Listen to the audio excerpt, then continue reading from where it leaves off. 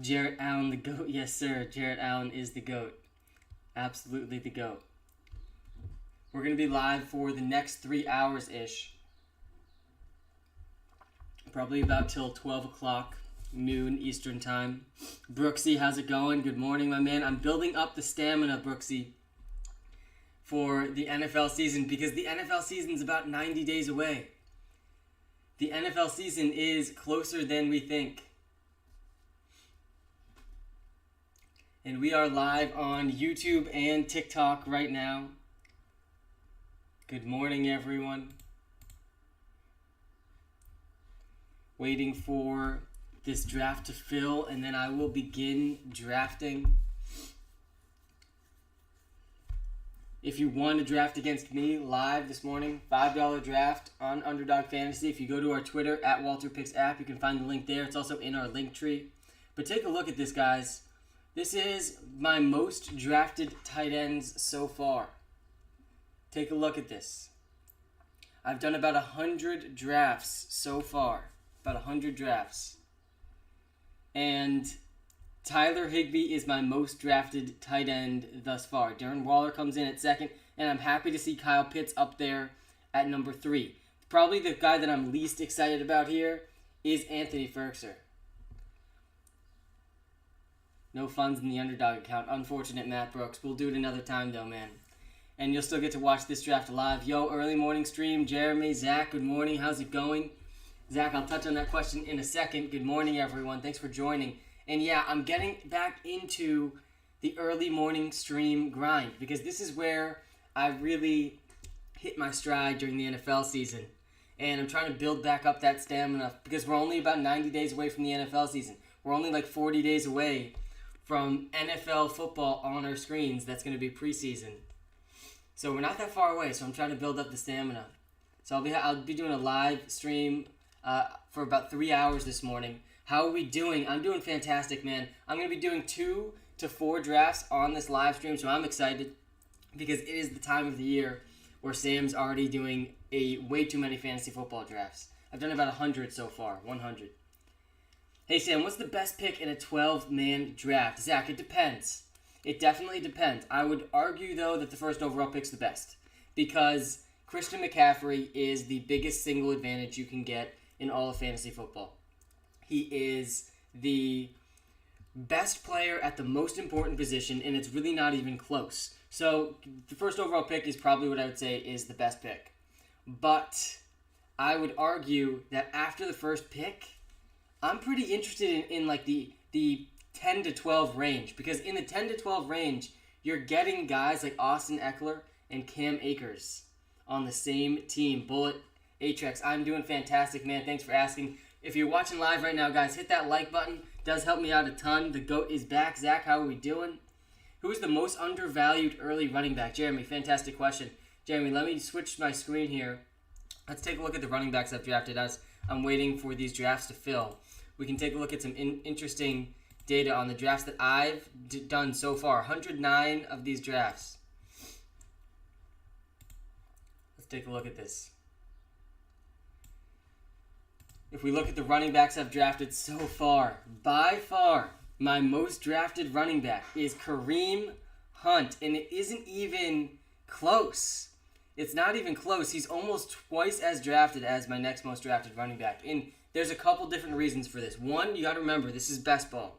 So I'm trying to win the $1 million prize in this tournament. I'm competing against hundreds of thousands of people. And so with the strategy that I'm using, which is a hyper-fragile running back strategy in most of the drafts I'm doing, unless the few zero running back drafts that I sprinkle in, I am drafting 3 or 4 running backs on almost every team. And Kareem Hunt is giving me a combination of a floor. He's a running back 3. He's a running back 3, right? That's his floor. If Nick Chubb is healthy for the whole season, Kareem Hunt's going to get a few catches each game. He's probably going to score like 6 to 8 touchdowns throughout the season. And he's going to be a running back 3 for me, which is kind of where I'm drafting him at as my third running back. But if Nick Chubb gets injured, Kareem Hunt is a top 5 fantasy football running back, and that is the upside that I'm shooting for with Kareem Hunt. It's the upside that is the exciting part for Kareem Hunt. My second most drafted running back, though, I think is my answer to the original question. Who's the most undervalued running back in fantasy football right now?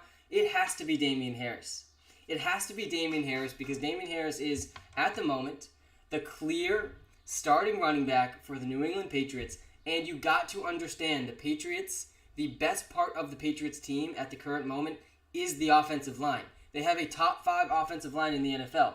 The ceiling isn't that high for Damian Harris because he will not catch very many passes. But the floor is absolutely there, especially at the price that he's going at right now. You're getting Damian Harris in the 6th, 7th, 8th round. You're getting him after some backup running backs have already been drafted. Damian Harris, the starting running back behind a top 5 offensive line. So with the price for Damian Harris, I've been drafting him very consistently. He's usually the last running back I draft on my team. Austin Eckler and Cam Akers, like I was saying before, I really like the back end of drafts this year because you're getting Austin Eckler and Cam Akers, both of which have top 5 running back upside. Both of them have top 5 upside. Cam Akers was getting the ball 30 times a game at the end of last season. Austin Eckler has the best offense he's had in his career. So I'm feeling pretty good about these top 4 guys. Saquon Barkley, I started out way too hot on Saquon Barkley. I had him ranked number 2 overall when I was first starting doing these drafts about a month ago. And he's now, I think, down to 5th overall for me after some of the reports out of training camp. So I've been cooling off the Saquon Barkley Jets a little bit. And Trey Sermon, though, is another guy I'm pretty excited to see here because I've been drafting him very consistently for the last month or so.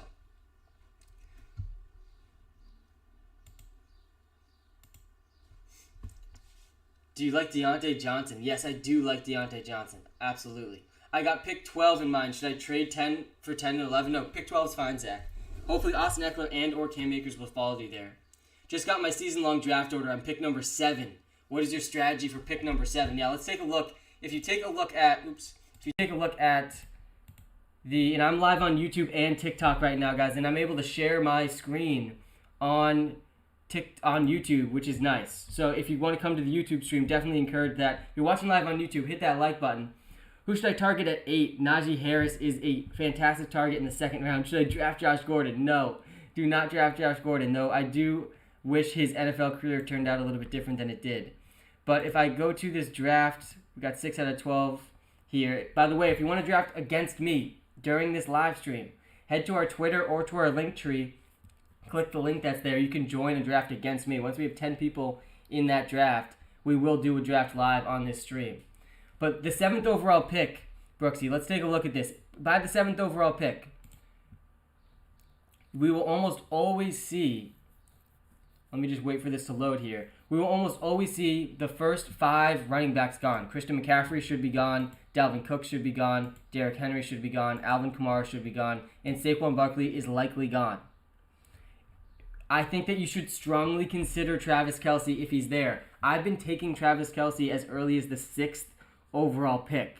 And this is a little bit different, I think, in best ball because you're actually a little bit more incentivized to take an early tight end in best ball because then you only need to draft 2 of them, which means you get to draft like another running back or wide receiver, which is valuable, right? And that's not really the case in season-long leagues. You're only hopefully going to draft 1 tight end in your season-long league.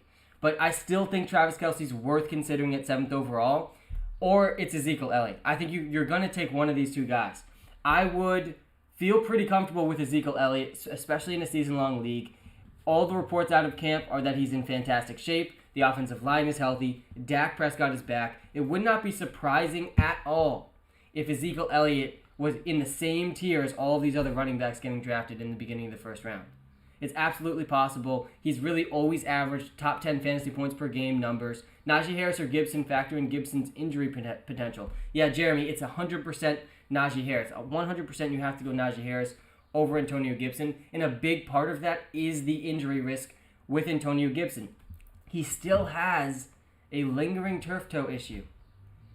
And this is pretty concerning, to be honest. And this is, I'm a person who mostly ignores injuries for fantasy football. I think there's a small edge to be had by just completely ignoring injury history because everyone overreacts. The injury-prone thing is way overblown. But what I don't like to do is draft players that are already injured. And that is basically what Antonio Gibson is. I think that Antonio Gibson has a little bit more exciting receiving upside than Najee Harris, but Najee Harris could realistically get 300 carries this season. I don't think Green Bay will let him go, and Aaron already said he's not playing for the Packers. Guys, I think that Aaron Rodgers is done. I think Aaron Rodgers is really done, and I've gone back and forth on this many times already this offseason, and it's hard not to. By the way, if you're watching live on YouTube, guys, hit that like button. If you're watching live on TikTok, come to the YouTube stream. It is fantastic there. You can see my screen as I'm about to be drafting. I'm in a live draft right now. It's going to start once 5 more people join. You can also draft against me live in this live stream, and you can watch it on the YouTube stream as well. Najee Harris or Gibson is close, but I would go with Najee Harris. Out of these 4, who should I draft? DeAndre Hopkins, Austin Eckler, Ezekiel Elliott, or Antonio Gibson? I would rank these guys, and in full transparency, I want to draft Austin Eckler over Ezekiel Elliott. I really want to. But I think you have to draft Zeke before Austin Eckler still, just because of the offense that he's in. So I would go Zeke, then Austin Eckler, then DeAndre Hopkins, then Antonio Gibson. That's how I would rank it. How do I join? Mike, to join. Good question. To join, you go to our Twitter page or to our link tree, and then you just click on that link. It'll follow you right there. It's a $5 draft. So it's not a free draft. $5 draft. There will be, obviously, prizes paid out for the first, second, and third place. I plan on coming in first place, of course. There is going to be a live draft, though, with you, the followers, and the viewers, and the fans, during this live stream. I'm going to be live for basically the next 3 hours. I'm going to do multiple drafts on this live stream. I'm going to talk through some of my best ball strategy. I'm planning to win the $1 million prize, guys. Will Lawrence be a viable option for a later round quarterback? My biggest concern with the Jaguars and with Trevor Lawrence is the coaching staff, is Myers. I don't trust Urban Meyer at all. So I'm pretty bearish, honestly, on the entire Jaguars team. I think that Trevor Lawrence is going to be very good, a very good quarterback in the NFL. I think Travis Etienne is pretty exciting. I think Laviska Shenault and DJ Chark are pretty exciting as well. But my biggest concern is that they're going to have really, really bad offensive play calling and bad offensive scheme. Are you doing any free drafts? Harry, we will. Sam the Legend. Bryce, how's it going? Thank you for joining and tuning in. Irv Smith, legit tight end 1. Absolutely not. I don't think I've drafted Irv Smith, maybe not once. And we just saw a report come out. He's definitely not on this list if you're watching live on TikTok. This is the most drafted tight ends I have in about the 100 drafts I've done so far. And if we go back to this on YouTube too, take a look at this. My most drafted tight ends are honestly probably what I'm feeling best about in terms of what I've done successfully so far in my drafts. My only big miss on this list is Anthony Ferkser.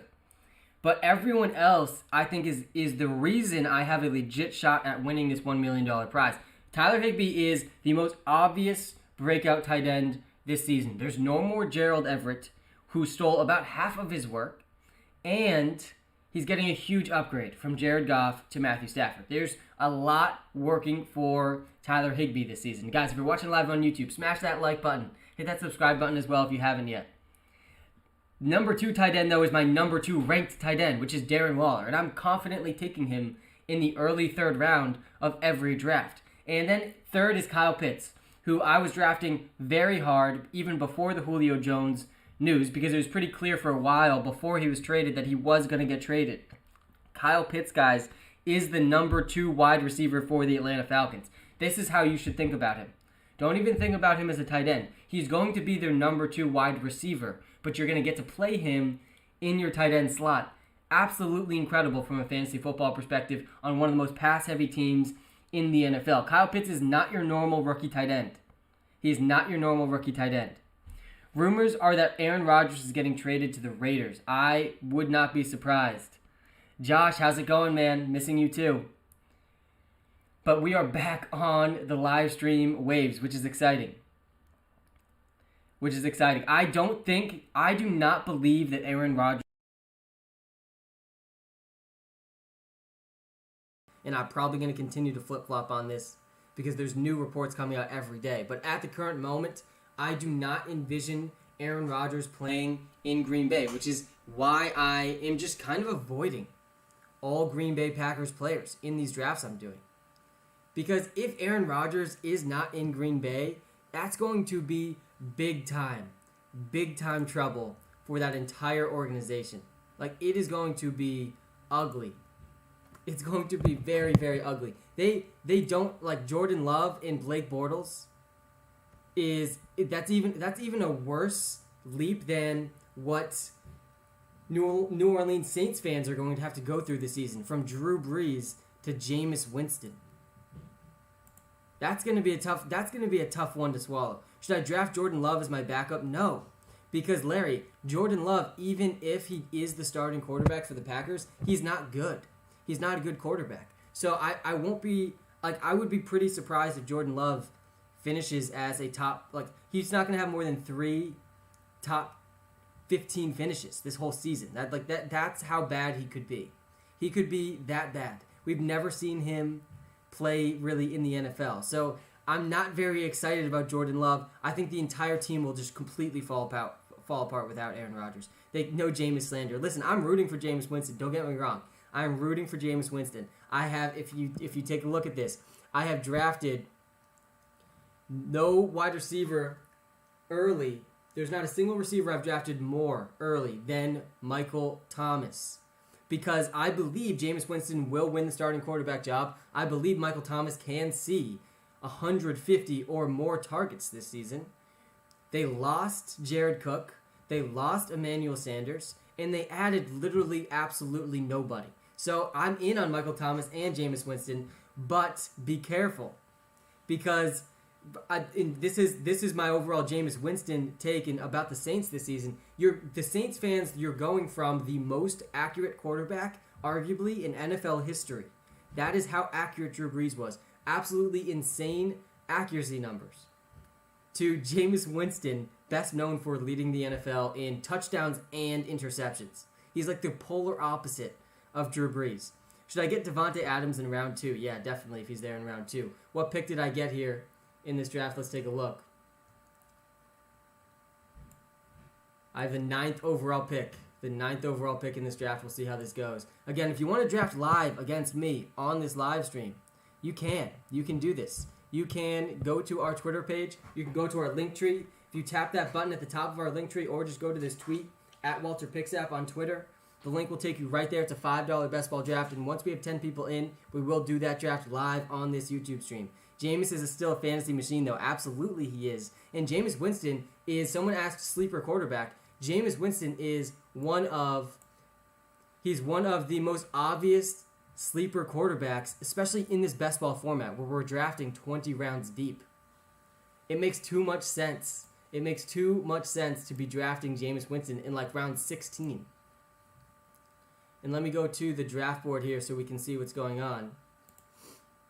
If you're watching live on YouTube, we are live on this draft. Dalvin Cook just went first overall, which makes absolutely no sense.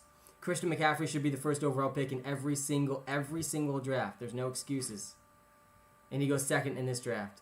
So that's a steal by whoever got to draft second in this draft. I got the 9th pick. We'll see how this ends up going. But I'm drafting live on YouTube right now, guys, and sharing my screen to the draft so you can see what's going on. This is a best ball draft, so my best lineup is automatically submitted for me at the end of each week. I'm going to draft 3 to 4 running backs, which is why you see running backs getting drafted so early, so often. Because by the end of round 3, the running back pool is so slim. If Cam Newton does not play well, do you think that Jarrett Stidham will play before Mac Jones? Andrew, if this happens, you are going to see me in brutal shape in terms of being a Pats fan. I will be so disappointed. At any point this season, Andrew, if I see Jarrett Stidham or if I see Brian Hoyer on the football field throwing passes for the New England Patriots, I'm going to be so beside myself because they are both horrible. They're both terrible. So it would be tough. It would be a tough scene all around.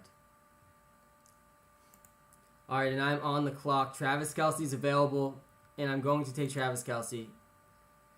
With the 9th pick, I've been taking him as early as 6, and the reason I like drafting Travis Kelce, even though There's a big opportunity cost here passing on these top running backs.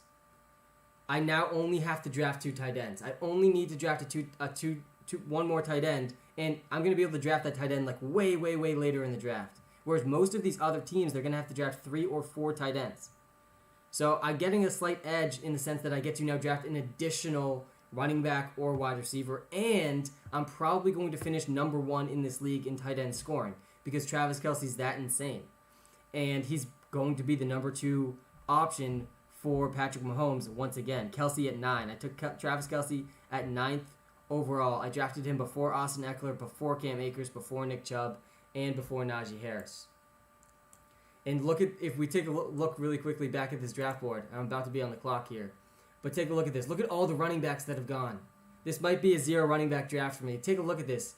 I'm probably gonna take a wide receiver. I might go 0 running back on this one. It's good to mix those in when you're doing as many drafts as I'm doing. I wouldn't recommend this approach. And Stephon Diggs is still there. I'm going to take Stephon Diggs. I would not recommend 0 running back approach, as if you're only doing 1 draft, it's not really what I would recommend. It's a very high upside, high risk approach that makes sense to sprinkle in when you're doing as many drafts as I'm doing. So we started with Travis Kelce, Stephon Diggs in this draft. This could be interesting. I could, if Underdog would verify my identity, Matt, hopefully that happens sooner rather than later, because we will be doing more drafts like this live on these live streams leading up to the season. Elliott over Henry, that was a weird top 5. Yeah, that whole top 5 was really weird. Dalvin Cook went before Christian McCaffrey, which also makes absolutely no sense. We love to see a streak of wide receivers taken right after I got Stephon Diggs. Most of the drafts that I've been doing, if we take a look at how this draft is going, if you're watching live on YouTube, most of the drafts I've been doing, Stephon Diggs is going in the first round. Rightfully so. Stephon Diggs led the league in passing yards last year and is in a very similar spot this season. Thoughts on Clyde Edwards-Helaire? Yeah, if you're watching live on YouTube, we're about to see Clyde Edwards-Helaire drafted probably in the next 5 picks. And that's pretty good value for a guy that was a top 5 pick in fantasy football last season. And all the reasons he was a top 5 pick are basically still true. He is still the number 1 running back on the best offense in the NFL. He is still a good receiver. He still has very little competition. His next competition is Darrell Williams. And he also has an improved offensive line. So there's a lot going for him. And I think the upside is there to justify drafting Clyde Edwards-Helaire at the end of the second round. He still hasn't been picked yet. I can almost guarantee he's picked in the next 4 picks. Darren Waller we're seeing going at the end of the second round. There we go. Clyde Edwards-Helaire picked with the second to last pick in the second round. Pretty good value. You're getting that guy has Christian McCaffrey and Clyde Edwards-Helaire. That's insane upside at the running back position. Absolutely astronomical upside. What do you think about Zeke? I'm not that concerned about Ezekiel Elliott. I know that on film he looked pretty bad last season. At the end specifically, Tony Pollard was outplaying him. He looked like he just lost some juice. He also, though in context, was playing through injuries and had an injured offensive line and had no Dak Prescott. So all of that's going to be different this season. And so in a vacuum, I'm not that concerned about Ezekiel Elliott, and I think you're getting a pretty good value for him at the 6th, 7th overall pick where you're able to get him in a lot of drafts. And take a look about where Michael Thomas just got drafted, guys. Michael Thomas is going in the 3rd round. He's going in the 3rd round in almost every draft. And every single time that I'm on the clock in the 3rd round, I am drafting Michael Thomas. Someone says thoughts on Stephon Diggs. I'm doing a live draft on YouTube right now. Come check it out. Search WalterPicks on YouTube. I'm doing a live draft on YouTube right now, and I took Stephon Diggs in the 2nd round after taking Travis Kelce in the 1st round. We're going to continue this 0 running back approach. Let's take a look here at what is left. I'm coming up in 4 picks.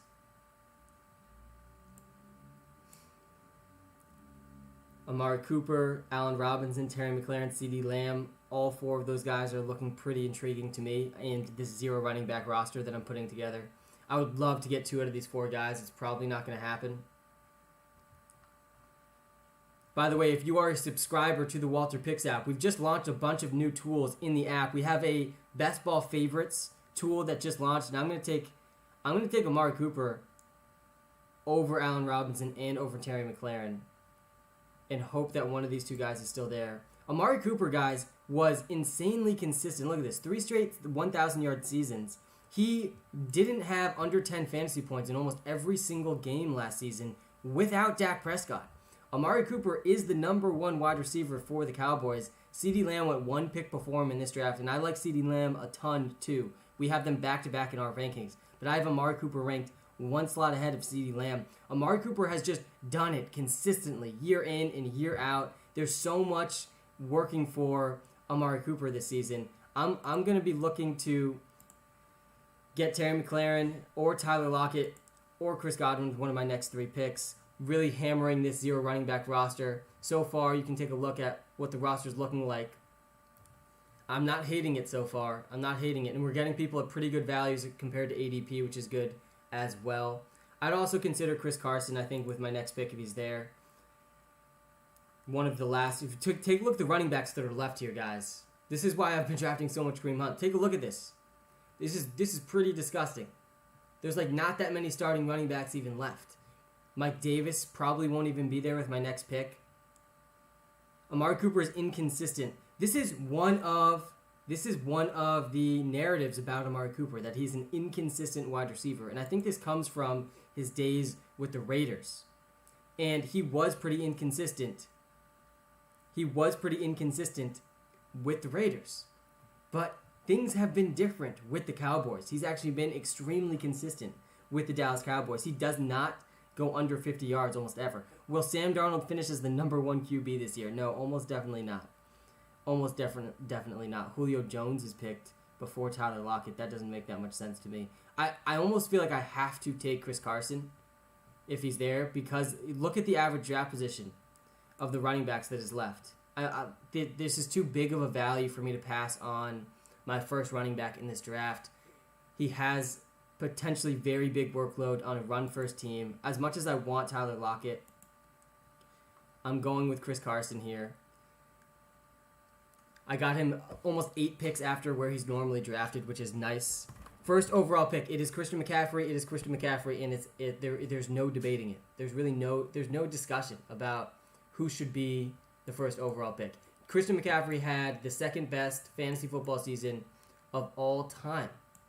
Of all time. Not that long ago. Literally 1 year ago.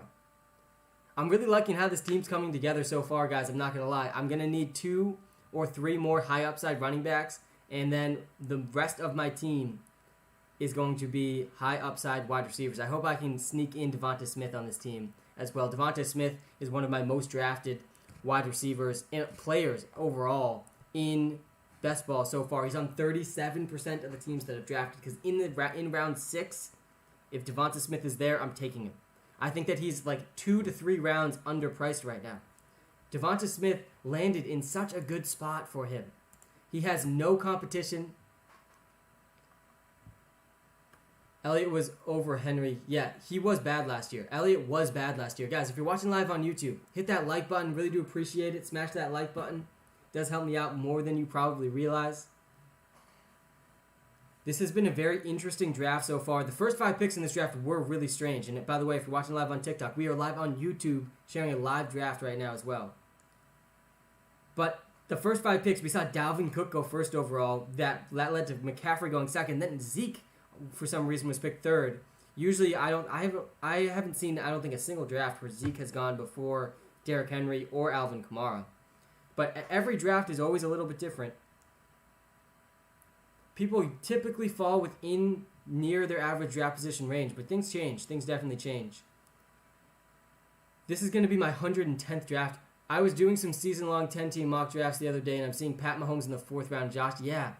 Exactly, Matt. And take a look at this draft right here. Patrick Mahomes went in the 3rd round in this draft. I've seen him in a lot of cases. I've seen Patrick Mahomes be drafted in the 4th round in a 12-person league. And if you're watching live on TikTok, take a look at this. In the draft I'm sharing on TikTok, I did take Patrick Mahomes in the 4th round because I also had Travis Kelce in that team, and I wanted to get that stack. But in round 5, Kyler Murray, Lamar Jackson, Josh Allen should definitely be considered. I feel like this could be the year. Excuse me. I feel like this could be the year.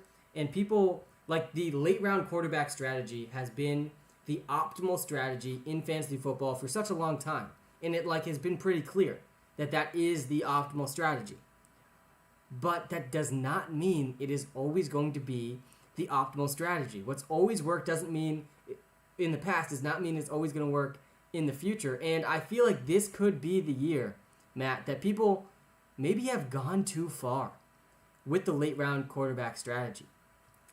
Take a look, we're in round 5 right now. Josh Allen and Kyler Murray are still on the board. And the tier 1 quarterbacks, which is Patrick Mahomes, Lamar Jackson, Kyler Murray, and Josh Allen. All 4 of these guys could finish as the number 1 quarterback in fantasy football. The reason Lamar Jackson, Kyler Murray, and Josh Allen are so great is they have insane rushing upside that really differentiates them at the quarterback position. And so I am more than happy, Matt, to be drafting any of these guys in round 5. And I will take one of them if they're there with my next pick. I'm coming up here. Yeah, there is a big difference in the tier 1 quarterbacks and the tier 2 quarterbacks. And the first tier 2 quarterback is Dak Prescott. And Jalen Hurts is probably in that tier 2 as well. And they could potentially become tier 1 quarterbacks. And there goes Josh Allen. Kyler Murray's probably not going to make it to my pick, but if he does, I'd be ecstatic. All of those guys just have so much rushing upside. What will Etienne's role be? I think that Etienne is going to be very involved in the Jaguars' plans. You don't spend a first-round pick on a running back without the plans of using them. And I'm about to be on the clock, so I got to see who's available. I will take Kyler Murray if he's there.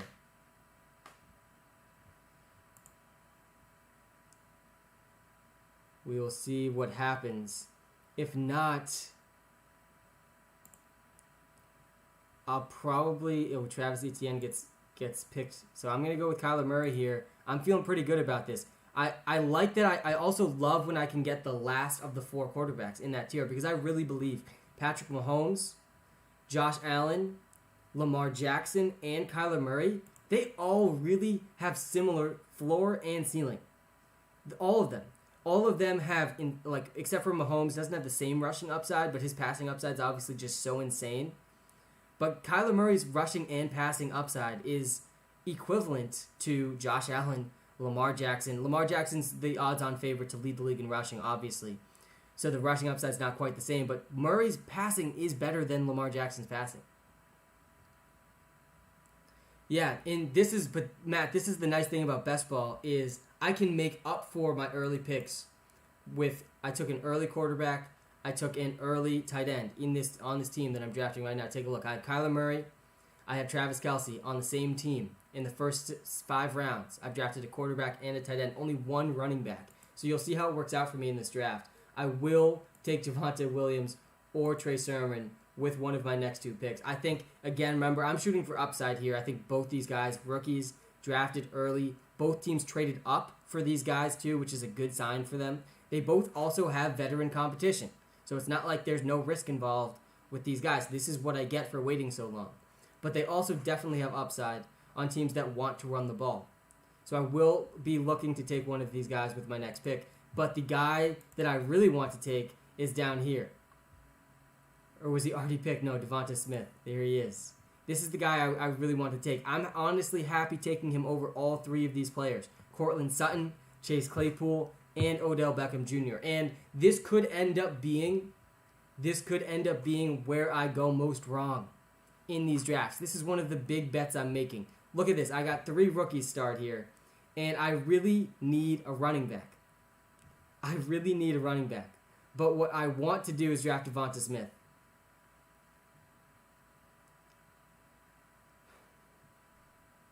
These are the decisions that I have to make, and I'm going to take Devonta Smith.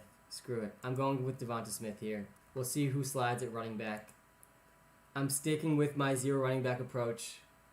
And Javonte Williams goes 1 pick later. That's not that surprising. But there was not a single chance Devonta Smith, and Devonta Smith, take a look. This is I'm pretty consistently drafting him well before average draft position. I believe the upside for Devonta Smith is just so astronomically high. And wow, take a look. The 2 other guys I was thinking of picked in the next 2 picks. At least that means I was thinking about things in the right way. I went with Javonte in the second to last round. That's good. That's a good pick. Both Javonte Williams and Trey Sermon, they're risky picks, right? They have competition, And they're not the most amazing prospects, but they were targeted in the draft. There was significant draft capital spent on them, and they do have some pretty good talent. It's not amazing talent, but good talent. And I don't know if you heard this from the video from the Broncos draft room, but they were comparing Javonte Williams to Ezekiel Elliott, which tells you what they think about him. Yeah, Matt, 100%. Yeah, I would not advise doing a zero running back draft in a season-long league, especially if it's just like one season-long league. It's not the right approach. You should take 2 or 3 running backs in your first 4 rounds almost. Thoughts on Herbert having a breakout year? Yeah, he already had his breakout year, so it's not going to be surprising at all if he has another breakout season. Justin Herbert was unstoppable last year. Let's take a look at this draft board again. I'll slide down a tiny bit.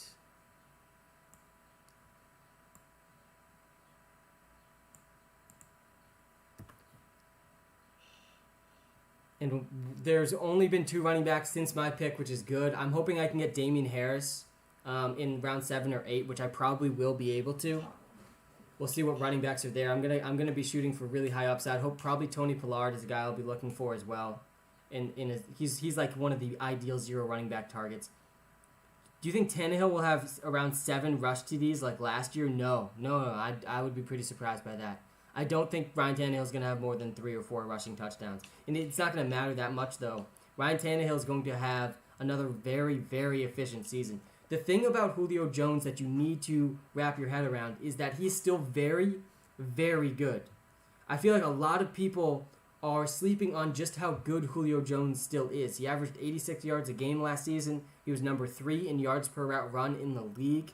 He was dealing with injuries, which is the big concern for him, because there were soft tissue injuries. He's getting old. But when he was on the field, he was balling out. Greg Frazier, man, how's it going? Good to see you here. We are doing a live draft on YouTube right now, and I'm dealing with a zero running back approach in this draft. I wasn't planning on it, but I adapted to the draft a little bit, and just with what was falling, I almost felt like I was forced into the zero running back approach in this draft. With my next picks, I don't want Chase Edmonds. I don't want Chase Edmonds. And it's sad because I like Chase Edmonds. Chase Edmonds is efficient. I have a soft spot for the smaller running backs. But best case scenario for Chase Edmonds, James Conner and Kyler Murray are going to steal so many of the red zone touches and the red zone carries that the best case scenario for Chase Edmonds is in his receiving role on the team. But there's so many other players competing for receiving roles on the team that it's hard to get that excited about him. And I will take Raheem Mostert with my next pick if he's there. I'll take him before James Robinson. I would be pretty happy with Mostert and Damien Harris. 2 guys that they're basically the last 2 potentially starting running backs on this list in my eyes. Raheem Mostert is he's not a guy I'm as excited about as I am about Trey Sermon, but I'm also getting him a full round after Trey Sermon was picked. So the price seems pretty reasonable to me. We are live on YouTube and TikTok right now, guys, and I'm sharing a live draft on YouTube, and I'm going to take Raheem Mostert here. And I really do want Damien Harris, but I will consider Jalen Hurts if he's there as well. It probably makes more sense for me to go Damien Harris. I already spent a high pick on Kyler Murray, but I did get Devonta Smith, and I like stacking Jalen Hurts with Devonta Smith, so that's really the only reason I'd consider it. And then I'd be done drafting quarterbacks for this whole draft, which would be kind of nice. But there's a lot of good late-round quarterbacks, so I'll probably wait on quarterback, and I'll probably end up paying a little high for Damien Harris to just lock in my number 3 running back on this team. And then I'll probably only draft one more running back. I kind of like how this team's shaping up. By the way, the 2 fastest speeds, I saw a chart the other day, the 2 fastest game speeds in the last 2 years, both were from Raheem Mostert. He is arguably the fastest player in the NFL, which isn't a terrible thing from a best ball perspective. Does James Robinson have any value in mid-rounds?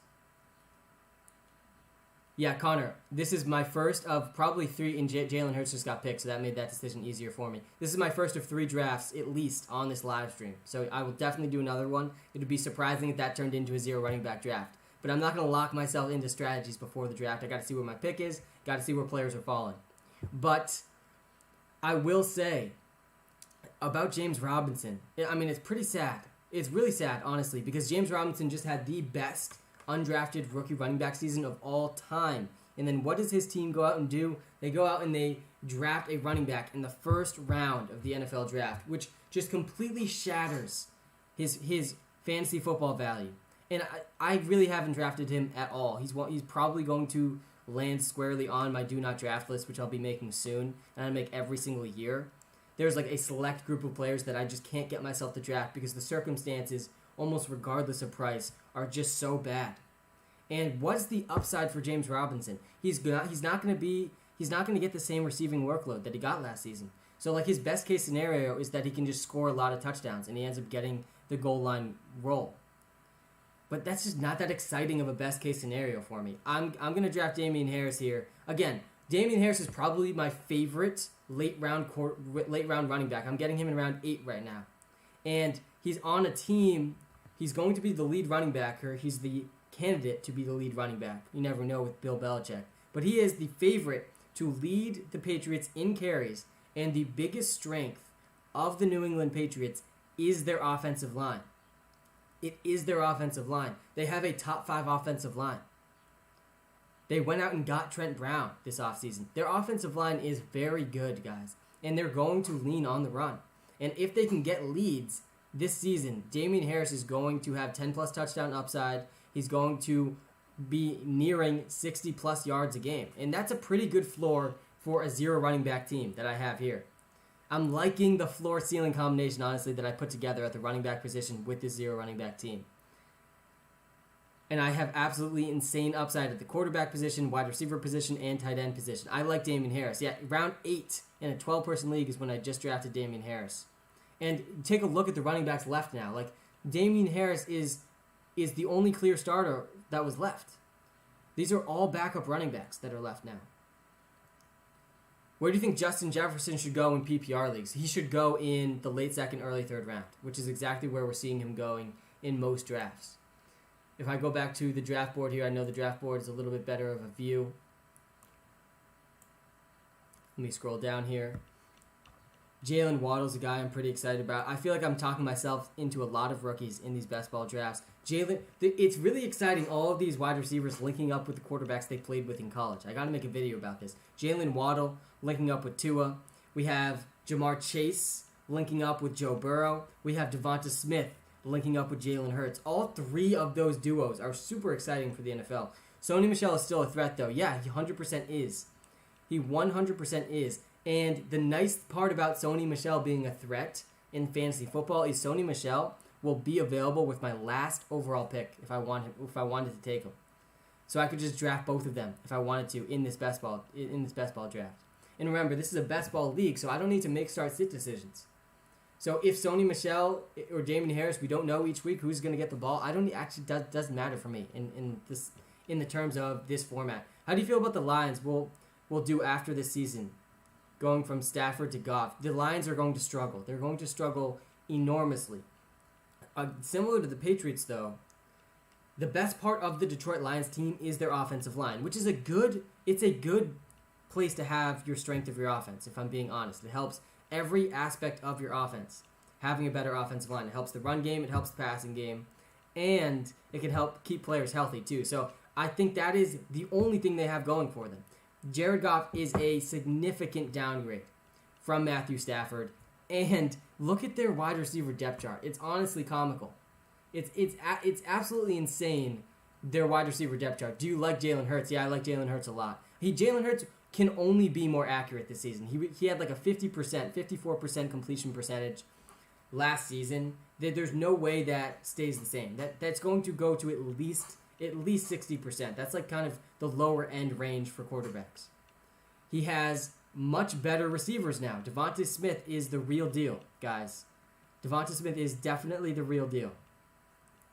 And his offensive line is at least starting out healthier. It seems like every single season, for multiple seasons in a row now, if you're an Eagles fan, we just see their offensive line get decimated early in the season. And I'm back on the clock, and I'm going to be drafting arguably my favorite late-round wide receiver now, and that's Michael Pittman. And we just finished, by the way, if you go into the WalterPicks app on the iOS App Store, we have the most up-to-date 2021 NFL projections already in the Who Do I Draft tool.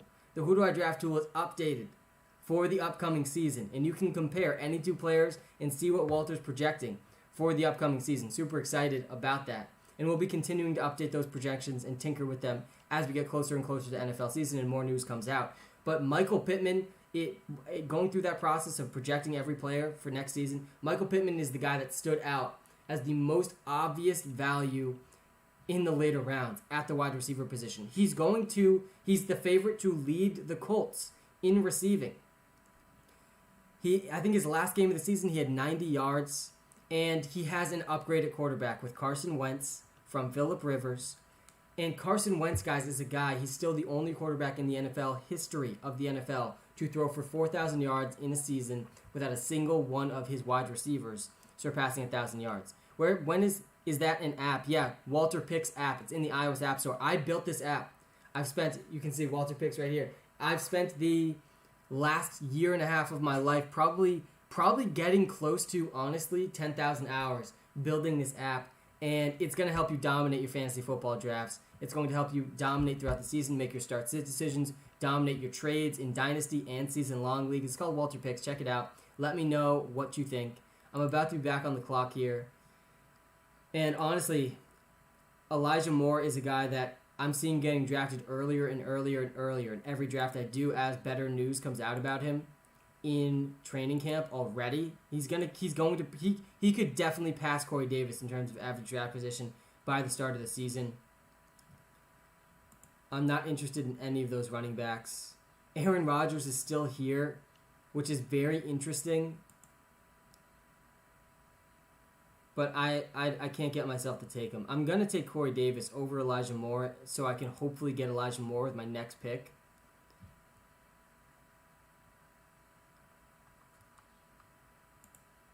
But I think I like Elijah Moore a little bit more. This is me trying to play the average draft position. Who is Elijah Moore? Elijah Moore is the rookie for the New York Jets. And he's my bet to lead them in receiving this season. He dominated at Ole Miss. He's a very good prospect. And him and Zach Wilson are going to get along very, very well. Does your app have rankings? Yes, it does have rankings. The rankings are not in there right now. It will have rankings by the time you're doing your season-long fantasy football draft. We're actually revamping the entire draft tool, and one of the things we're adding to it is rankings for our premium subscribers. But that being said, you can compare any two players, and so you can develop rankings in that way. The way that the tool is built for drafting is at the crux of the idea that every draft pick you make, you're deciding between just a couple of options. You narrow your choices down to a couple of options, and then you are making your decision. And that's exactly how the tool works. You can compare any two players, and it's going to give you the projected points for those players, the ceiling and floor for those players. We are live, guys. We are live on YouTube and TikTok doing a live draft. I'm going to be doing another live draft after this. This draft turned into a zero running back draft, and that wasn't the plan, but I'm honestly not hating how it's turned out. I am not hating how it turned out at all. I think my wide receivers are really strong. My tight end and quarterback, obviously, are very strong. And my running backs, I have 3 running backs who all could start on their team. How did your rankings do last year? Sammy, our rankings did fantastic last year, honestly. The biggest miss for me and for our app last season was Clyde Edwards-Helaire, who we pegged as having number 1 running back overall upside. He was the biggest miss. Our app was pushing us to draft Clyde Edwards-Helaire at around pick 5 overall last year, and I did that consistently, and it did not work out. But other than that, our app was Walter's projections last year. In his draft tool projections, nailed Austin Eckler. He was within 0.5 points of his projection per game for Austin Eckler, and we were drafting Austin Eckler extremely aggressively last season. The other really, really good hit for Walter's projections last year was Justin Jefferson and A.J. Brown, who both of which had top 5 wide receiver upside according to the 10,000 simulations used by our app last season. So both those guys are encouraging signs for why the app likes Devonta Smith so much this season. I'm a huge fan of Devonta Smith, but the rankings overall did really well. When is the earliest Kyle Pitts should go in a PPR league? I've been seeing him go earlier and earlier and earlier in every draft that I've been doing since the news about the Julio Jones trade. But you see in this draft, if I scroll up, Kyle Pitts went in the beginning of round 5, which is earlier than he was going before. Before he was going probably beginning of round 6. So I would argue that mid round 5 is where the earliest he should probably be going. I don't think I could take him at the beginning of round 5.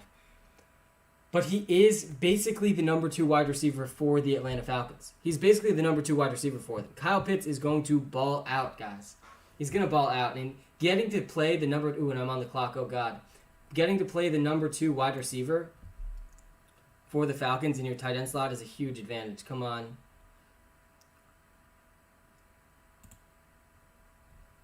I really hope it doesn't auto-draft me at Ryan. Oh, no. Oh, I got Elijah Moore. Let's go. That's exciting. This is why we queue players. We did end up getting Corey Davis and Elijah Moore. My wide receivers are looking fantastic now. I'm really liking how this is coming together. That was lucky.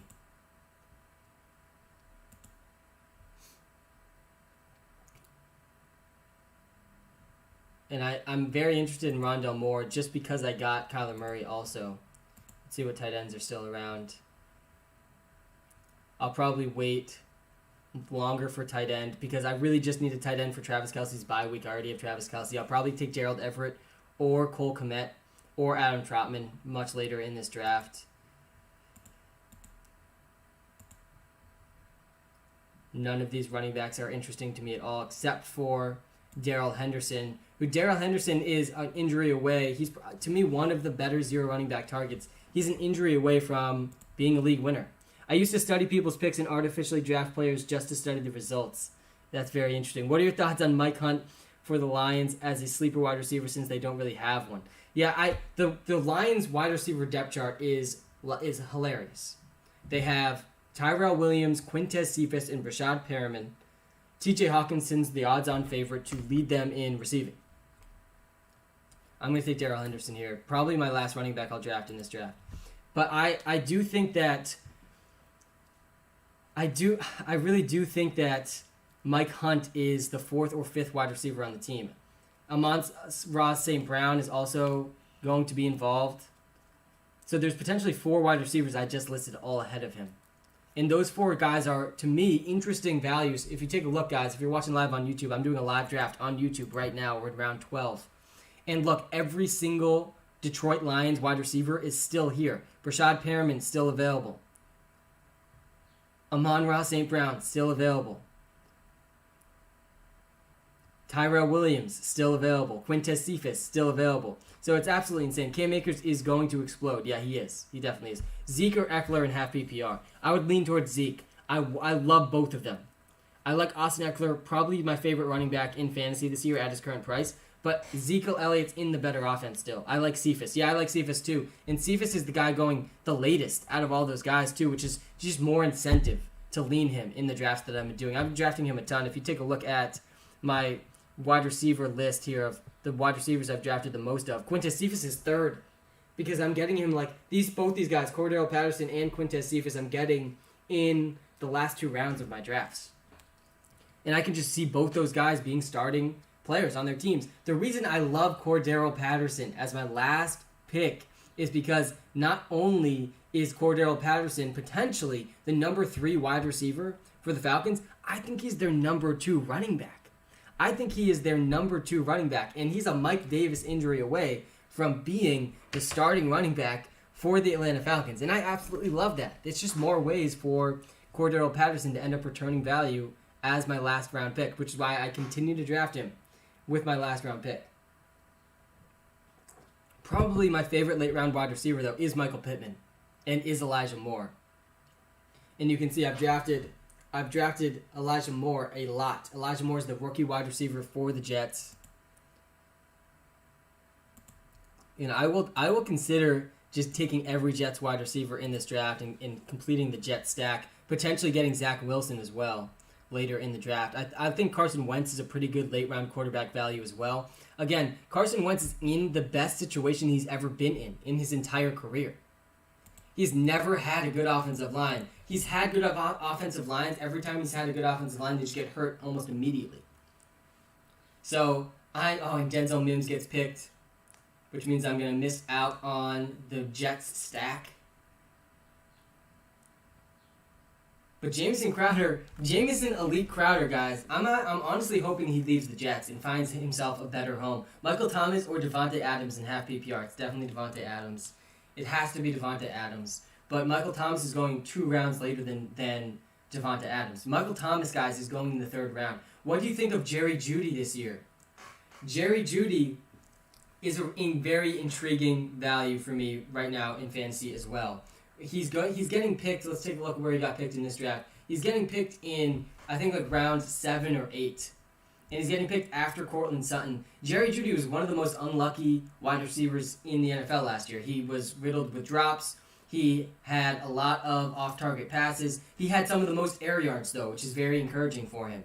What that means is really he had some of the most upside. But he also wasn't playing with Courtland Sutton for a lot of the time. So there's definitely some risk involved with Jerry Jeudy. But I do think he has the upside to warrant the risk. So I'm in on Jerry Jeudy. Myles Gaskin. I'm in on Myles Gaskin, too. Guys, every move the Dolphins have made this offseason has signaled that they are in on Myles Gaskin being their starter at the running back position.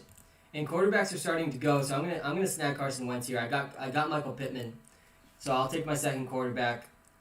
Screw the Jets stack. I'm not gonna go with Jamison Crowder. I already have Corey Davis and Elijah Moore. I need one more tight end. Gerald Everett's a guy that I'll strongly consider, as is Cole Kmet. And I think I'm done drafting running backs unless I draft Sony Michel with like one of my last picks. Who's your wide receiver 1 for the Jacksonville Jaguars? I think my wide receiver 1 for the Jaguars is still DJ Chark, but I think I like Laviska Shenault a little bit more than him. And I won't be surprised at all if Laviska Shenault is the guy that you want on your fantasy team over DJ Chark.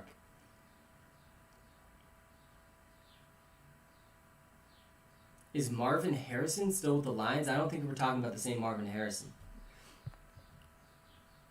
Thoughts on Jonathan Taylor? Yeah, Jonathan Taylor is, to me, the most risky first-round pick. I don't think there's a more risky first-round pick. And he obviously has astronomical upside. He can take it to the house anywhere, on any carry. He's insane. He's a really good running back behind a really good offensive line on a team that wants to run the ball. But he also has to compete with Marlon Mack and with Nyheim Hines. And like that is not the case for almost every other first round running back isn't competing with anyone for touches. But Jonathan Taylor is. I mean, Fournette, I meant to say he reminds me of LeGarrette Blount a little. Yeah, he does. Zeke or Aaron Jones. I would definitely go Zeke. Heard the tail end of the Jet stack. Zach Wilson and all wide receivers. Please explain why. Again, yeah, so I'm doing a live draft on YouTube right now. Search WalterPicks on YouTube. You can join. You can see this draft happening in live time, and I'll share my screen to the draft board again. But I am this is a best ball draft, so I don't need to make start-sit decisions, and it's also a tournament. I'm competing for like $1 million prize. So stacking is similar to DFS, like on DraftKings and FanDuel. When you're in big tournaments, you want to stack players. Gives you more upside, more correlated upside. And I drafted Corey Davis and Elijah Moore in this draft. Elijah Moore is my 4th most drafted wide receiver in fantasy so far this season. I'm getting him consistently in the later rounds. And in this draft, I got him. Let's take a look here. I had the 9th pick. I got Elijah Moore in round 11. And I got Corey Davis in round 10. And Denzel Mims and Jamison Crowder were both available in round 13. And Zach Wilson is still available, and it's round 14. So I can get a stack there on a team that I think their offensive players are really underrated across the league. I don't think people quite realize how good and consistent Corey Davis was last year. I don't think people realize that Elijah Moore can be a legit wide receiver 1 in the NFL. And I also feel like Zach Wilson, the 2nd overall pick in the NFL draft, hasn't gotten that much love since the NFL draft. I feel like people are assuming the Jets are going to continue to be the Jets, but this is the big thing with the New York Jets, guys. The New York Jets are about to experience. They are about to experience arguably the greatest Adam Gase effect that we have ever witnessed. It is going to be big and is going to be noticeable. Adam Gase is no longer a part of the New York Jets organization, and this has big ramifications, guys. Very big ramifications. Every time that we have seen Adam Gase leave an organization, that organization has immediately improved. This is the Adam Gase effect, and we've seen it at the individual player level too. So I won't be surprised at all if the Jets are better than what you're expecting. And I don't know what you're expecting, but I would imagine it's not the playoffs. It's not even probably 6 wins. I think the Jets can sneak out 6 wins. I think their offense can be better than what people expect. Kittle or Waller? I'm ranking Darren Waller ahead of George Kittle this season. And it's really because of consistency and risk. Because if Trey Lance becomes the quarterback for the 49ers, that's not good news for George Kittle. It's just not. And Darren Waller is basically locked in as the top passing option in his offense. George Kittle just has way more competition for targets. You don't really want to go for stacks in season long unless you really believe in it. Yeah, Matt, it's not advised in season long leagues. The stacking's not as necessary. But yeah, best ball and DFS, it's definitely something worth doing. And you don't need to do it to win. It's not like this is like anyone that's not doing it has no chance. But it does, there are players who are correlated, and it does raise the floor in some situations, right? Because there's a higher probability that Elijah Moore or Corey Davis score a touchdown each week than just one of them. Or you kind of get to add some of those probabilities because there's a better chance just one of them, like they're on the same team, that team is going to score some touchdowns. And so there's a good chance one of them scores each week. The more players you draft from the same team, that's what happens. And so it raises the floor, but if you can combine it with a quarterback, it also can raise the ceiling a little bit. And any ways you can raise the floor and ceiling for your team, that's exactly what you should be doing. Zach Wilson is still available, so I might have taken Carson Wentz a tad early. But the rest of my team, I'm looking at wide receivers. I'm going to take Amon-Ra St. Brown. I'm probably going to draft Quintez Cephas in this draft as well, maybe with my next pick, to get the Lions stack. This is, like, obviously Jared Goff is not good. And obviously the Lions are going to struggle a lot this season. But they are going to have to pass the ball to someone that isn't just TJ Hawkinson. And so when I'm in round 15 and round 16, and Amon-Ra St. Brown and Quintez Cephas are both sitting there, I'm going to consider it. Like, one of these 3 guys, Amon-Ra St. Brown, Quintez Cephas, Tyrell Williams, one of them is going to have to end up doing something. Thoughts on Miles Sanders? Doesn't seem many people are excited about him. Who is Devonta Smith? Devonta Smith is the wide receiver, the rookie wide receiver for the Philadelphia Eagles. He was the Heisman winner last season, and he's from Alabama, and he is going to ball out in the NFL. This is everything you need to know. Devonta Smith, the only knock against Devonta Smith is that he is very small. He is the smallest wide receiver probably we'll ever see do just as good as he's about to do. But he has amazing route running, incredible hands, insane speed. He's good at everything. So don't be surprised when Devonta Smith is the clear wide receiver 1 for the Eagles right away in week 1. Thoughts on Najee Harris and the workload Pitt gives him? Yeah, he's a guy that has a very realistic shot at 300-plus carries. Is he the next Deshaun Jackson? No. I think Deshaun Jackson was more of he was just speed. Devonta Smith is not just speed. Devonta Smith is much more than just speed. He has insane route running. I think Devonta Smith could be more of a Stephon Diggs type of player. That's how good Devonta Smith could be. Not quite as big as Stephon Diggs. He's arguably a little bit faster than Stephon Diggs, but I think the hands and the route running are comparable to a guy like Stephon Diggs. I'm going to draft Amari Rodgers before I draft Quintez Cephas. Amari Rodgers is another rookie that I like taking in these best ball drafts because the Packers wide receiver, they haven't drafted a wide receiver, first of all, in a long time. And Marcus Valdes-Scantling, Allen Lazard, just not that exciting. So in the off chance that Aaron Rodgers does play, I kind of like the value I'm getting with Amari Rodgers.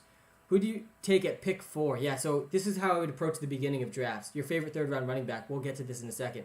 The way that I'm approaching drafts, and this has actually changed a little bit over the last month. I was drafting Saquon Barkley second overall consistently at the start of the last month. when I started doing these drafts, and now I'm not doing that anymore. Based on the reports that they might take them along slowly, you have to adjust to new information. So I'm constantly adjusting. But the first overall pick still, always, it should be Christian McCaffrey. You don't need to pay me to draft your team. You can just download the app that I built that will help you draft your team. It's called WalterPicks. Then you can subscribe to the app, and that will give you everything that you could possibly need to dominate your draft, your in-season management, and you're probably going to win your league. But back to the start of the draft conversation. Christian McCaffrey should be your first overall pick always. Always, always, always. He had the second best fantasy football season of all time. There's really just no debating. So every draft should have Christian McCaffrey go first overall. It doesn't happen in every draft, but most drafts. In this draft I'm doing right now, Dalvin Cook went first, which I don't agree with. I think Dalvin Cook should be going second. I think Dalvin Cook should be the second overall pick. He's on a team that is run first. They really want to run through Dalvin Cook. He also has really high receiving upside. And Alexander Mattison is very, very much the 2B to Dalvin Cook's 1A in the offense. At number 3, I am starting to lean towards Derrick Henry at the third overall pick. With Julio Jones in that offense, Derrick Henry is going to be absolutely unstoppable. And the thing about people worry about Derrick Henry losing steam. Derrick Henry's actually had significantly less touches in his career than Dalvin Cook. And he's actually been less injury prone than Dalvin Cook. But we're not going to pretend like we know who's going to get injured. Don't go in with the mindset, oh, this guy's injury prone. This is one of the biggest mistakes I see people make. You don't know who's going to get injured. And yes, does Saquon Barkley have an increased risk of injury because he's coming off a torn ACL? Yeah, sure, probably a slightly increased injury risk. But the thing is, everyone has such a high risk of injury that it doesn't make sense to pretend like you know who's going to get injured. This is my take on injuries. So, number 1 should be McCaffrey. Number 2 should be Dalvin Cook. Number 3 should be Derrick Henry. Number 4 should be Alvin Kamara.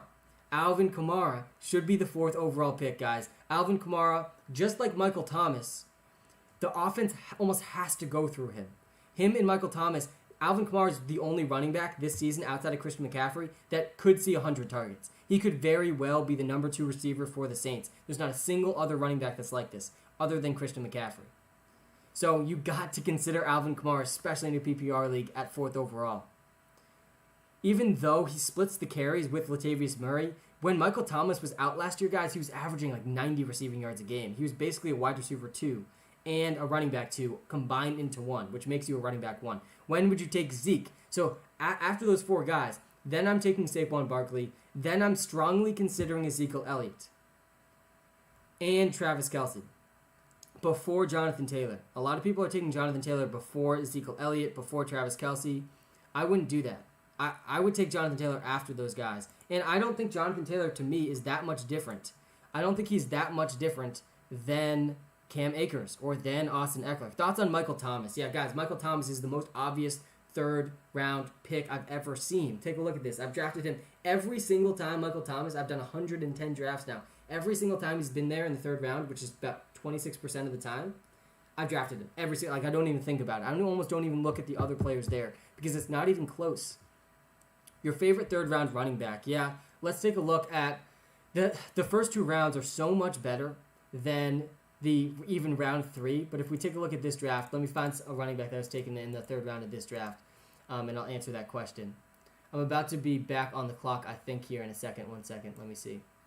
Yeah, 4 picks. This is my last pick, I believe. And with my last pick, let's see, is Cordell Patterson still there? I'm doing a live draft on YouTube right now, guys. Come to the YouTube stream. Look up WalterPicks. I'm about to start another live draft after this. If we have enough people that are interested, I can do a live draft with all of you, a $5 best ball draft, and I can talk through some strategy there. Cordell Patterson is available, so I will be drafting him. Sony Michel, is he still available? He is. I drafted Damian Harris in this draft. Sony Michel is the only competition for Damian Harris, but I'm going to draft Cordell Patterson. And take a look at how this team ended up, guys. I really am feeling good about the upside of this team.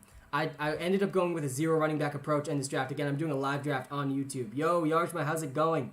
Disagree with Zeke. Pollard will cut into carries. Smizzle, how's it going, man? I think Pollard earned more work. He should be more involved in that offense. He's really good.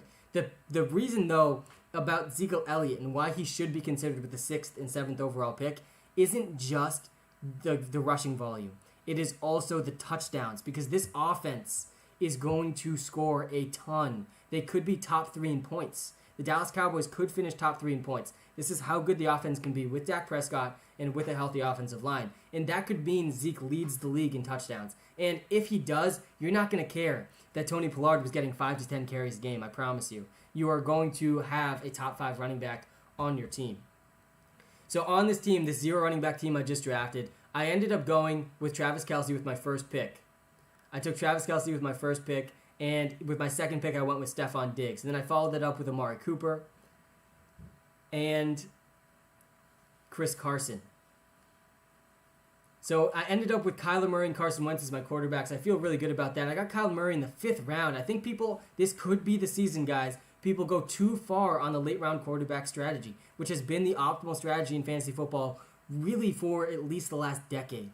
But that does not mean it's always going to be the best strategy. If you're getting Kyler Murray in the 5th round, I think you got to consider taking him there. And at the running backs, obviously, I punted the running back position, right? I drafted tight ends, quarterbacks, and wide receivers early. I still ended up with 3 guys that I could see being starting running backs for their team. Chris Carson, Raheem Mostert, and Damian Harris. Damian Harris is my favorite late-round running back right now. Damian Harris is on a team that's their strength is the offensive line. Guys, the Patriots have a top 5 offensive line in the NFL. And yes, we don't know if Bill Belichick is going to randomly hand the ball to Ramondre Stevenson or to Sony Michel or James White. Who knows with Bill Belichick? But Damian Harris is the current favorite. He is the current favorite. I'm going to enter another draft here. We'll see how many people are in this draft. 7 people, waiting for 7 people. Then we'll start another live draft. Last year, I accidentally drafted Josh Allen. That worked out amazing. Yeah, there you go. There you go. Accidentally drafting Josh Allen and then winning your championship. That sounds very much like fantasy football to me. CMC, Cook, Henry, Kamara, Saquon, Kelsey, Zeke, Chubb, Eckler, Aaron Jones are my first round. Yeah, the only thing I would disagree with there, Matt, and Nick Chubb is a tough one for me because Nick Chubb is splitting work with Kareem Hunt, but he's also arguably the most talented running back in the NFL. There was not a better runner than Nick Chubb last season. He was the most efficient rusher of the ball in the league. That's how insane Nick Chubb is behind that offensive line.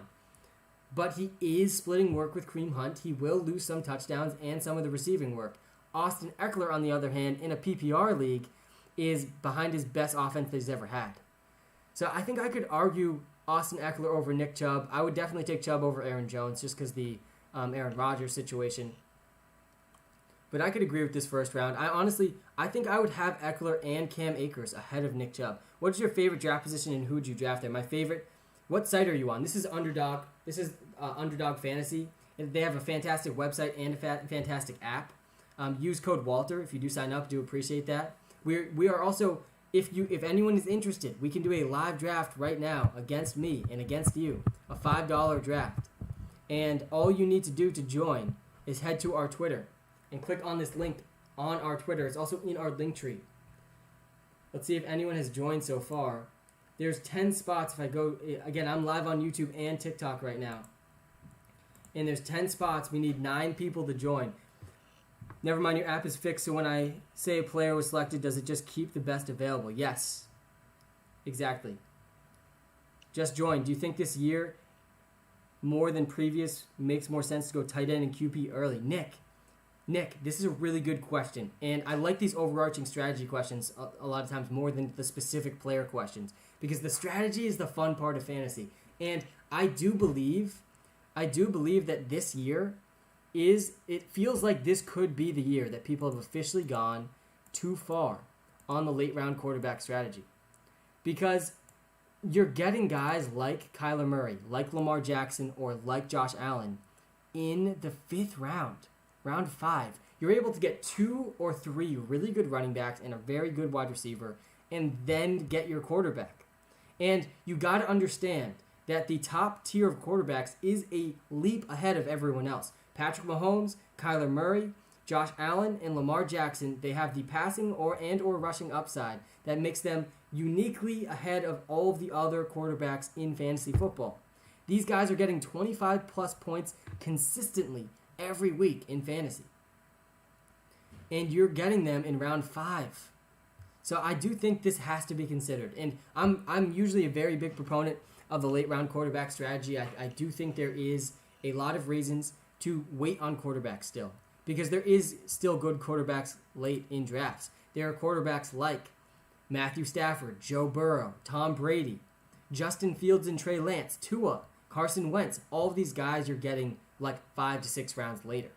So if you believe in one of those guys, or if you miss out on, or these guys are drafted in before round 5 in your league, then I think it makes sense to wait on a quarterback. Don't rush for a quarterback. If you miss on those 4 guys, Patrick Mahomes, Kyler Murray, Lamar Jackson, and Josh Allen. The ideal situation for me is getting the last of those 4 guys in the round 5, which is what I just did in my last draft. I got Kyler Murray at the end of round 5, and he was the last of those guys that was remaining. Sometimes it ends up being Lamar Jackson, though. People are, for some reason, really down on Lamar Jackson. Guys, Lamar Jackson is arguably already the best rushing quarterback we've ever seen in the NFL. Back-to-back 1,000-yard seasons. He's going to lead the league in rushing again at the quarterback position. It's insane what he has done rushing the ball at the quarterback position.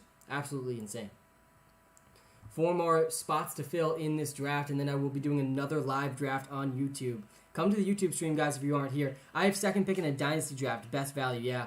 If you don't get Christian McCaffrey, I think you really do need to consider drafting. It depends on the format, of course.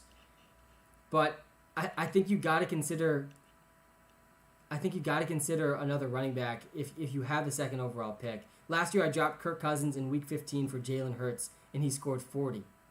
Yeah, exactly. This is the other part of the late round quarterback strategy. That is really why it has been the best strategy over the last decade. It is because you can find replacement level quarterbacks just based off matchups on the waiver wire throughout the season. In a lot of season-long leagues, Justin Fields and Trey Lance probably aren't even going to get drafted. And then one of them is going to end up starting early in the season. They both have tons of rushing upside. And then you just got a really good quarterback 1 for basically no cost at all. Thoughts on Ryan Tannehill now? Yeah, he's got a huge, huge upside now.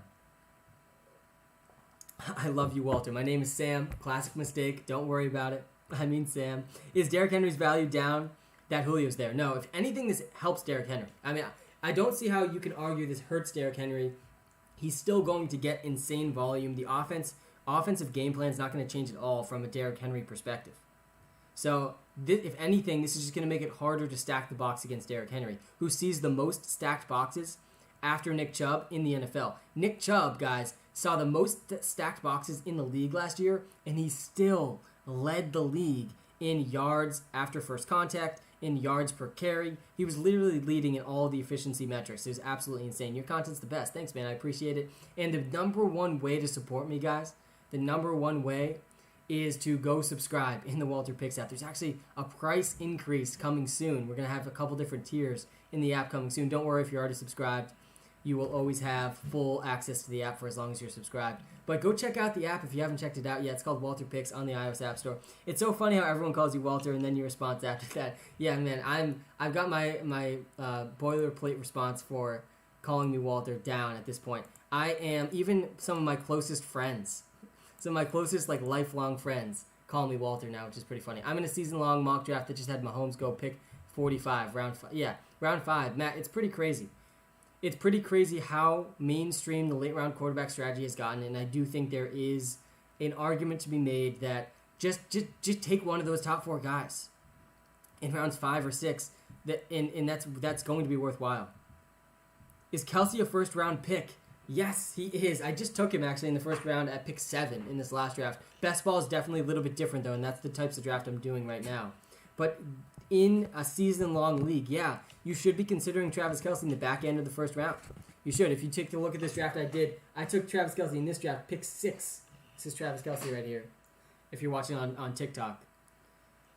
And I got Patrick Mahomes in round 4 of this draft as well. Again, the late-round quarterback strategy makes a lot of sense in season-long leagues because you're probably going to be able to just add players from the waiver wire based on matchups anyway in your traditional season-long league. Like Ryan Fitzmagic last season.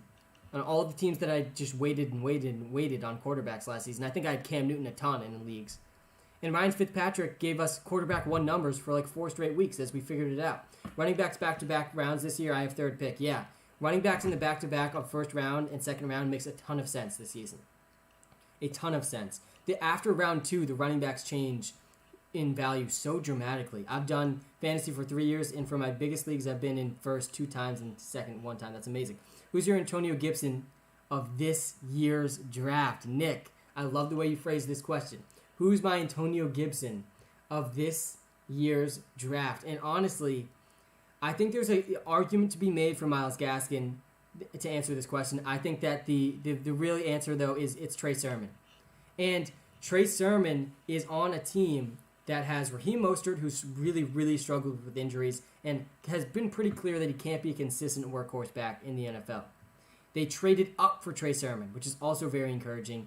And we know that the 49ers can be extremely efficient running the ball. So I think Trey Sermon's probably my pick here. But if I wanted to go even later, and this is a guy that nobody's talking about, and people really don't like anymore. Like, it feels like everyone has really soured on this player. And I do think, especially if you're doing a zero running back approach, I didn't do this in my last draft, which was zero running back. But Kenyon Drake, guys. Kenyon Drake is now behind Josh Jacobs. He's going to take some of the receiving work there. I see Kenyon Drake having a Chase Edmonds-like role, which is ironic because Kenyon Drake was the guy that was taking over, that he was playing alongside Chase Edmonds last season. But I think Kenyon Drake is going to be more of a receiver this season. And if Josh Jacobs were to get injured, and I know Antonio Gibson didn't really need an injury to take that lead role last season, but if Josh Jacobs were to get injured, I think Kenyon Drake could be a legit league winner behind that offensive line. It's who's your Jonathan Taylor for this season. Obviously, Jonathan Taylor was unique last year because Jonathan Taylor really struggled at the beginning of the season. I feel like people forget this. But if there's anyone that's probably going to be the Jonathan Taylor of this class, it's probably Javonte Williams. The Denver Broncos believe Javonte Williams is an Ezekiel Elliott level player. And so there's I'd say Jonathan Taylor level upside there. I'm not saying he's going to be Jonathan Taylor, though. Jonathan Taylor is a absolute beast. Calvin Ridley, the wide receivers, guys, the Calvin Ridley of this season to me is pretty clear. And it's the guy I'm drafting the most at the wide receiver position. And he's been my most drafted player, I think, across all positions. And it's Devonta Smith, guys. And honestly, he's probably more like a Justin Jefferson because Calvin Ridley wasn't a rookie last season. But Devonta Smith is going to ball out in the NFL. He is going to ball out. He's on a team that really needed wide receiver help. He's linking up with a quarterback he's played with before. And the only thing working against Devonta Smith is his size. Every other metric and every other thing that he can do is absolutely amazing. Thoughts on Michael Carter? Yeah, Michael Carter is a guy that I feel like I'm not as excited about as Jets fans and as like the average fantasy football analyst. I feel like Michael Carter is the most exciting guy in the backfield. But it also seems pretty clear that the Jets want to do a committee in the backfield. So like there's going to be games where Michael Carter gets 10 or fewer touches. And it's just hard to get excited about a guy that could potentially get really inconsistent volume. The Calvin Ridley of this season is Calvin Ridley in a way. Yeah, I mean, Calvin Ridley is a top 5 wide receiver at this point. If you look at the average draft position here, if you're watching live on YouTube, and this draft's about to start, we need 2 more people, and then I'm going to be doing another live draft on YouTube, and I'm pumped about it. And I'm feeling really good about how I've been constructing these teams so far. In a best ball format, I think I got a legit shot at the $1 million prize, guys. Obviously, I'm going to need things to break my way. I'm competing against hundreds of thousands of people. But I've also studied the optimal roster construction, and I have been playing the average draft position game, and I have been beating average draft position a little bit so far by starting my drafting early. What round should Dobbins go? J.K. Dobbins is another really interesting one. And I just saw some reports, I think last week, they were saying J.K. Dobbins is the guy they want to get more involved in the passing game. And I feel like we've seen this report now for like half of the league. We want to get our running back more involved in the passing game. This happens every single offseason. It's the number one headline this time of year is player X is lining up at wide receiver. We've seen this with Kenyon Drake. We've seen this with Travis Etienne. We've seen this, I think, with Tony Pollard. We've seen this with Austin Eckler. It's like every running back's getting these reports this time of year. But I do think that J.K. Dobbins has a limited ceiling because of his receiving. I still do not think he's going to be used very much as a receiver. We know that Lamar Jackson does not throw to his running backs very often. And for this reason, because he's going to be on probably the number one rushing team in the NFL, but the big reason they're the number one rushing team is Lamar Jackson, and Gus Edwards will still be involved. Gus Edwards is probably going to see around 10 carries a game. And so this leaves J.K. Dobbins in a really unique spot where he's probably going to get 10 to 15 carries a game. He might get 1 to 2 targets a game, and that's not incredible volume. So it's really hard to buy into J.K. Dobbins. Frog Companion, thank you so much, man. I appreciate it. What should that Tennessee offense be drafted? Where should that Tennessee offense be drafted? Yeah, so I've been super interested in seeing what happens to all of these players' average draft position after this Julio Jones trade, because I was drafting before the trade. I'm drafting after the trade, obviously. And I think that A.J. Brown's his average draft position has dipped a little bit. A.J. Brown's going in the back end of the second round, early third round now. He was going early second round before. Julio Jones is going like round 4 or round 5.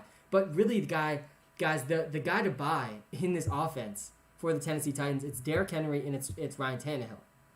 A.J. Brown's still going to ball out. Julio Jones is not going to be consistent, and I'm not that interested in him at round 4 and round 5, even though I do believe Julio Jones is still really, really good. You think Rodgers ends up in Denver? If so, that has to boost their weapons. Who'd you target? If he ends up in Denver, guys, Jerry Jeudy and Cortland Sutton are going to be ball out. That offense is going to instantly be absolutely like 100 times better. It's going to be insane. Damn, your app is crazy. Thanks, man. I appreciate it. Yeah, I've spent a lot of time building the app, and we actually have a lot of exciting updates coming to the app. I cannot wait to share them all with you. We've been working tirelessly behind the scenes this offseason. We're going to have a whole new redesign of the app coming in the next month to month and a half before the NFL season comes. And we got a lot of other exciting updates from the WalterPicks brand coming really soon. Will you think Corey Davis will go off in New York? No, he's not going to go off, but he should be consistent. Corey Davis quietly was one of the most consistent wide receivers in fantasy football last season. He had only 3 weeks under 10 fantasy points, and I bet that's a surprising stat to you. Most people didn't realize just how consistent he was. In a PPR league, only 3 weeks in a run-first offense was Corey Davis scoring below 10 fantasy points. He was actually very consistent. It was the best season of his career. And I do think we could see something similar this season from Corey Davis if Zach Wilson can put it together in his rookie season, which he definitely could.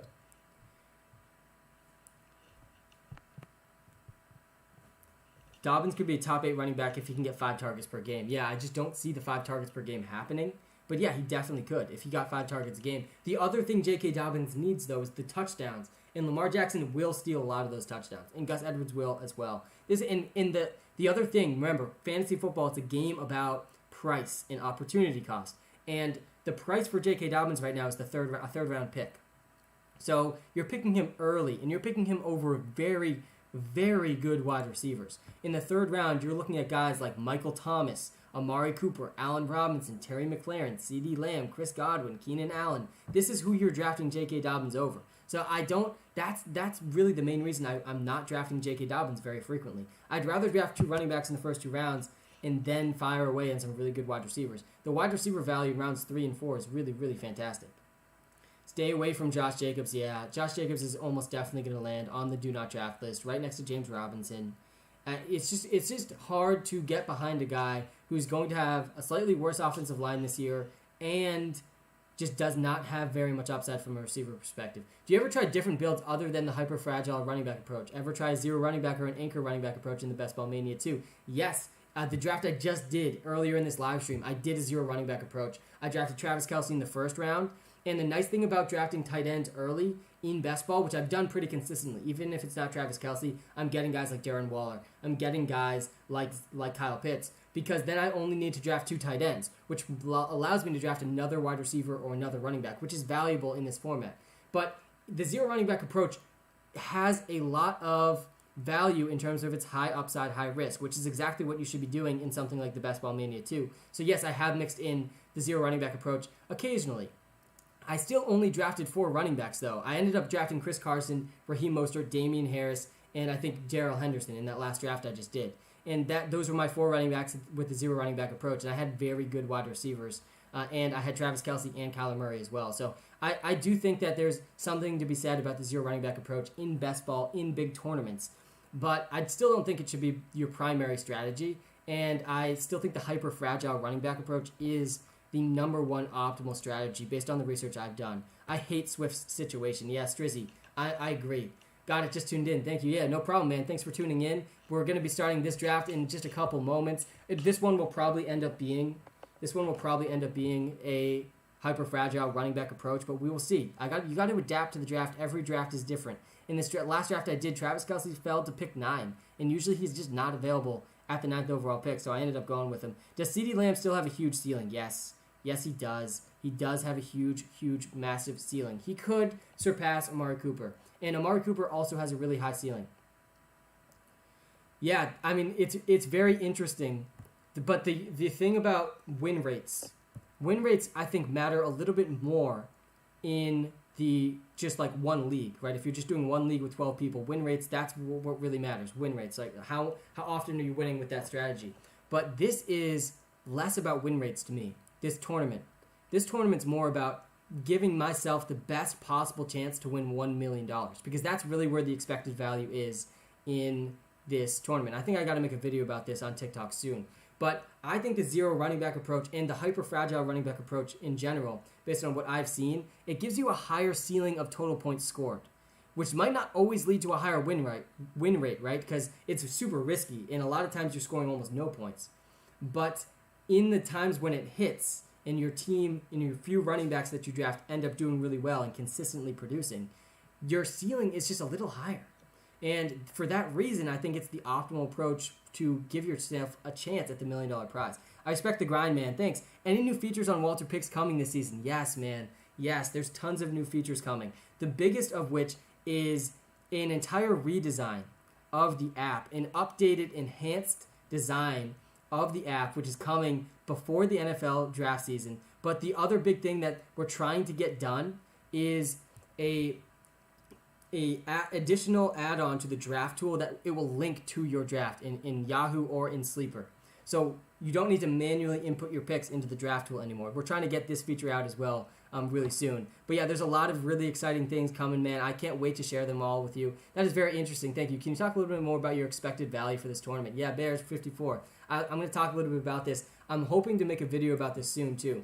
But if you think about how expected value works, right? Expected value is how much it's the probability of your prize times the amount of the prize, right? So if I can explain this really quickly, basically if I can increase the probability of that $1 million prize by like 0.1%, that's probably a higher expected value increase. And I'm not good at mental math, but I'm almost positive. It's a higher expected value increase than if I could increase like the chance I come in 100th place by like a full percent.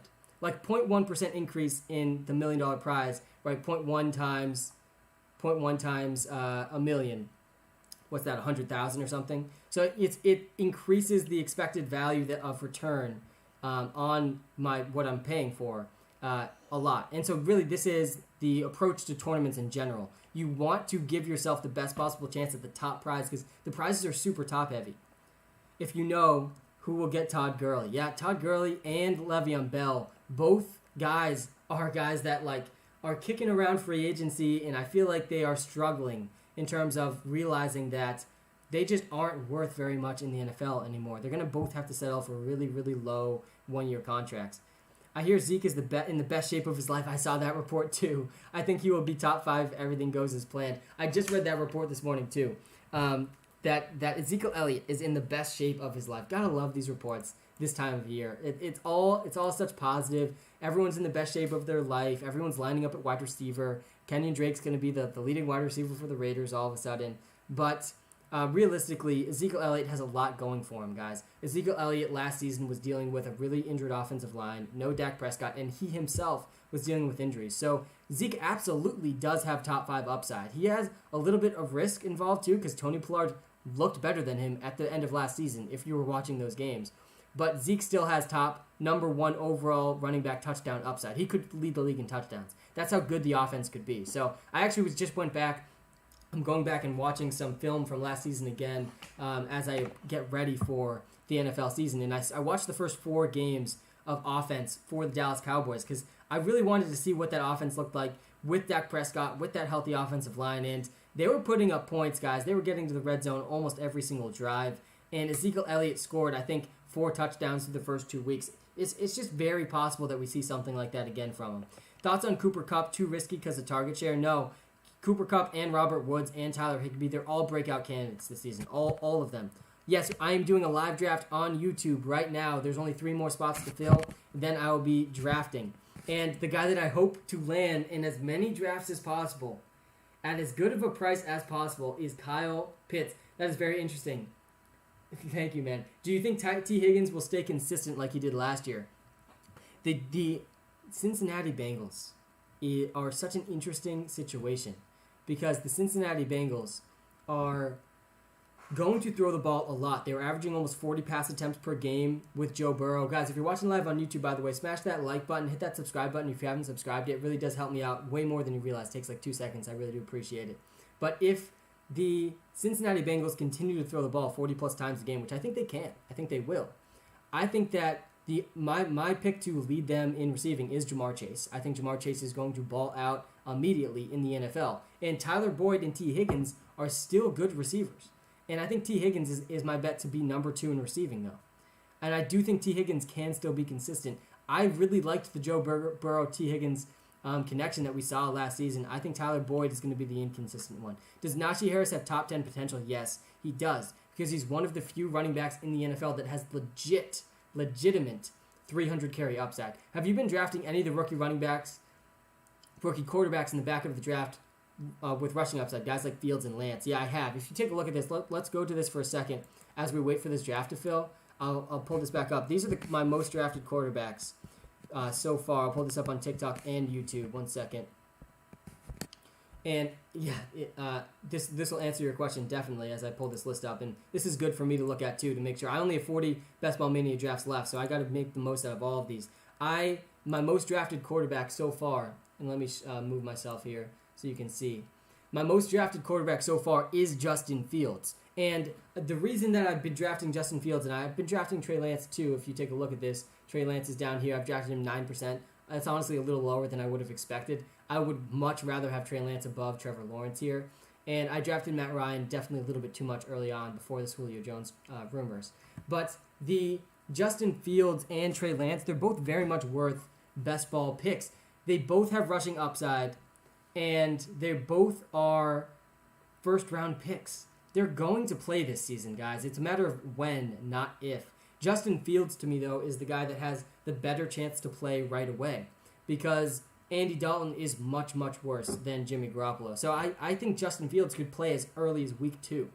I don't think they're going to start him against the Rams in week 1. That seems like a bad time to start Justin Fields early. But I do think Justin Fields is a really exciting late-round quarterback, and he's also one of these guys that throughout the draft process was being overlooked. Like, people don't quite realize just how good Justin Fields can be. Justin Fields is a very good, accurate, deep thrower, and he has 99th percentile speed. He is a guy that has insane upside in the NFL and in fantasy football, and it's not like he doesn't have good receivers. Allen Robinson and Darnell Mooney are pretty good. Allen Robinson, this is the best quarterback Allen Robinson will have ever played with. There's a lot to be excited about with Justin Fields and the Chicago Bears. Yo, how's it going, Medwug? Good to see you in here, man. How should the Denver backfield be drafted? It should be Javonte Williams before Melvin Gordon. Both of them are pretty risky, though, because both of them are probably going to be involved, and there might not be enough volume to go around. Javonte Williams, though, absolutely has more ceiling. So I would go with Javonte Williams. They're going like 2 rounds apart, though. Javonte Williams is going like round 7, round 8, and Melvin Gordon's going more like round 10.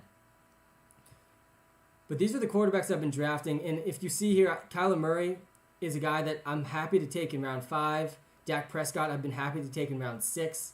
I've been drafting some of... this is actually a pretty like well-distributed list here, right? Like I have like 12 different quarterbacks that are like above... 15 different quarterbacks above 9%, which is good. Because I really want to diversify this list specifically as much as possible at the quarterback position. My most successful though... best ball season was 2 seasons ago when I had Lamar Jackson on almost every single team in like round 10. This could easily end up being a similar thing with Justin Fields. Let's see if this draft is filled up. 11 out of 12, so we're almost there.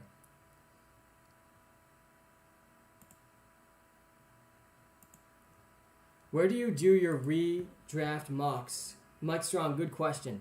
Good question. I think the best place to do mock drafts is either fantasyfootballcalculator.com, which is a really good free resource to do mock drafts, especially it like has a pretty good automated computer system that you can draft really quickly and do mock drafts that way. It's relatively accurate. It's called fantasyfootballcalculator.com. I also like Sleeper. I think Sleeper does a really good job as well. Those are probably the two best places for mock drafts. But I think that I almost use best ball drafts as like my batting practice for season-long leagues, but I need to be careful because best ball is different than season-long. And there's some difference in strategy that I don't want my best ball strategy to leak into my redraft strategy because I risk a few $1,000s every year on redraft fantasy football, and I got to make sure I'm using my optimal strategy. Would you draft Scary Terry? Definitely. I think that Ryan Fitzmagic is definitely going to help out Terry McLaren. I'm going to keep your league. Could keep Herbert in the 14th or Gibson in the 9th. Who you got? I think I would go with Antonio Gibson in the 9th. Herbert in the 14th is fantastic, but there's just more quarterbacks available than running backs this season. Antonio Gibson's a second or third round running back, and that's just too valuable to pass up. I think I would go with Gibson. How should the... Okay, I use Sleeper now, and they are pretty good. Yeah, Sleeper is pretty good. And there we go, guys. This draft is starting up. Second draft of the live stream. We'll see what pick we get. And we got... Let's take a look. Not a top 7 pick. Once again, outside of the top 7, a little disappointing. I hope it's not 9 again. It's not the 8th. It's not the 9th. It's not the 10th. We got the 11th overall pick. The 11th overall pick. We are doing a live draft on YouTube, guys. Look up WalterPicks on YouTube to join. I'm building up my stamina, guys. We are less than 100 days away from the NFL season. Less than 100 days away from the NFL season. I'm building up my stamina. So come NFL season, we can be streaming consistently every Sunday morning. Thanks, man. Loving WalterPicks, by the way. Thanks, man. I appreciate that. Do you think Joe Mixon will be a top 10 running back this year? Let's see. In terms of average draft position, I think he is inside the top 10. Joe Mixon is right around 10. And, yeah, I do think if he can stay healthy for the whole season, he's going to finish as a top 10 running back. Joe Mixon has been pretty good on a points per game basis, a fantasy points per game basis, and it's pretty clear that they want to keep him on the field as much as possible. Walter, you're a gem. I love your content. Name's Sam. It's a classic mistake. Don't worry about it. But thank you, man. I appreciate you being a fan of the WalterPicks brand. Walter is the artificially intelligent algorithm we built over the last 2 years and are continuing to improve to help us dominate fantasy sports and to help us dominate daily fantasy sports and prop picks. You think Justin Herbert finishes top 10 for QBs? Yeah, he definitely will. He definitely will. The Chargers are better this season offensively than they were last season. They have a much, much improved offensive line. Let me change to the draft board view here. And I'll move myself out of the way.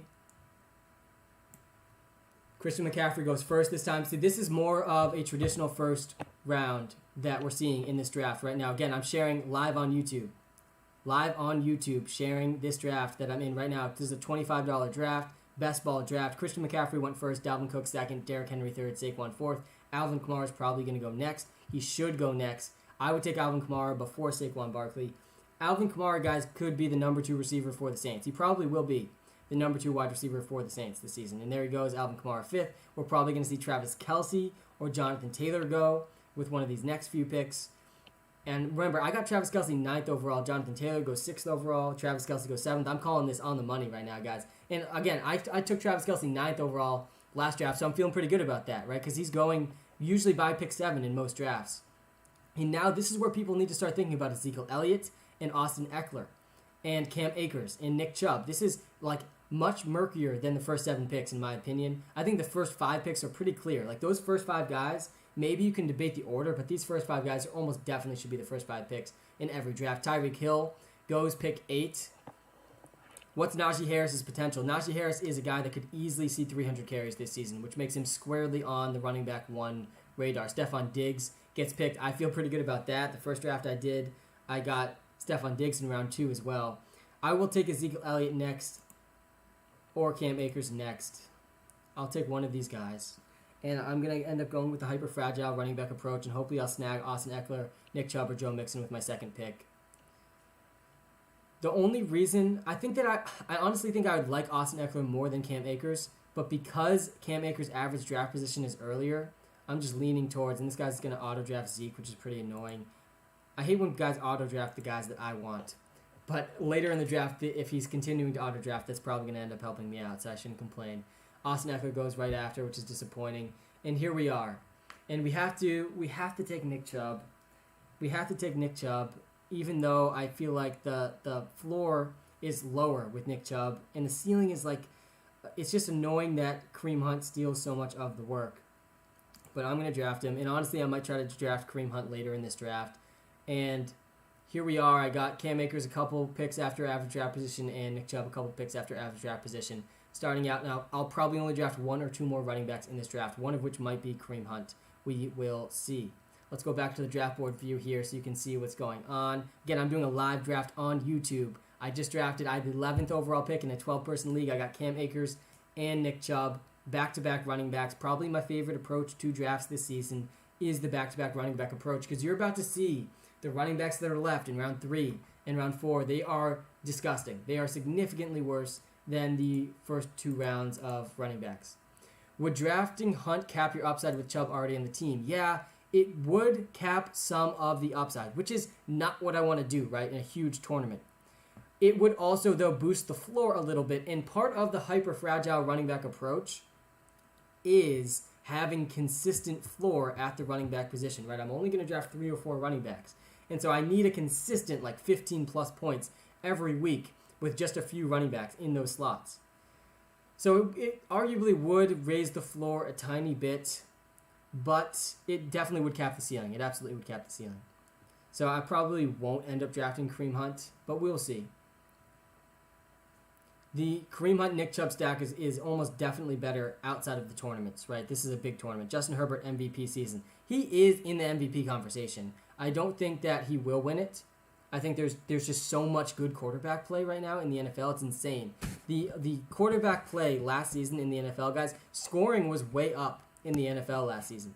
Way, way, way up. And it was a big part to do with the impressive quarterback play. Guys, if you're watching live on YouTube right now, thanks for tuning in. Hit that like button. Hit that subscribe button. It takes you 2 seconds. Helps me out way more than you realize. Eckler or Mixon? I would definitely go Austin Eckler. I would definitely go Austin Eckler over Joe Mixon in this, honestly, probably every single format. I think Joe Mixon probably is going to have more rushing yards, but Austin Eckler's receiving upside is just so astronomical. I would take Austin Eckler before him. He went 1 pick before Joe Mixon in this draft. And now we're seeing tons of wide receivers and tight ends go. George Kittle gets picked before Darren Waller in this draft. I think the more common thing I'm seeing is Darren Waller before George Kittle. I'm looking to get Herbert and Lamar on my team this year. The nice thing, guys, notice, take a look at this draft board right now. Not a single quarterback has been drafted. And we might go all the way through the 3rd round and still not a single quarterback might be drafted.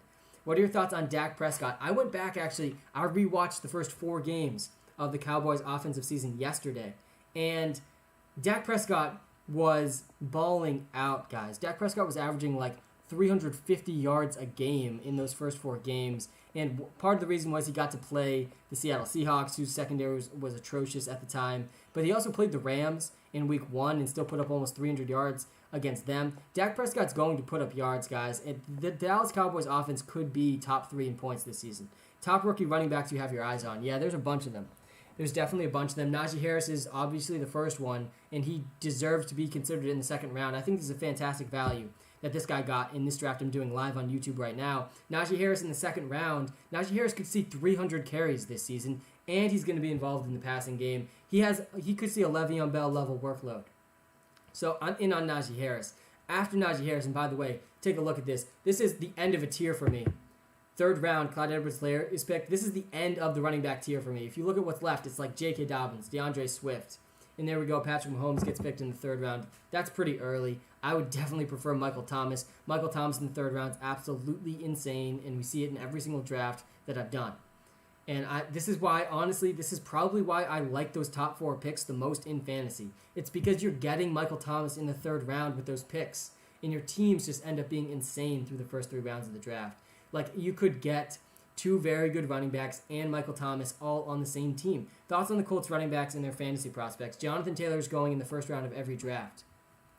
And I think he's the biggest risk in the first round because of the other running backs on the team, because of Marlon Mack, and because of Nyheim Hines.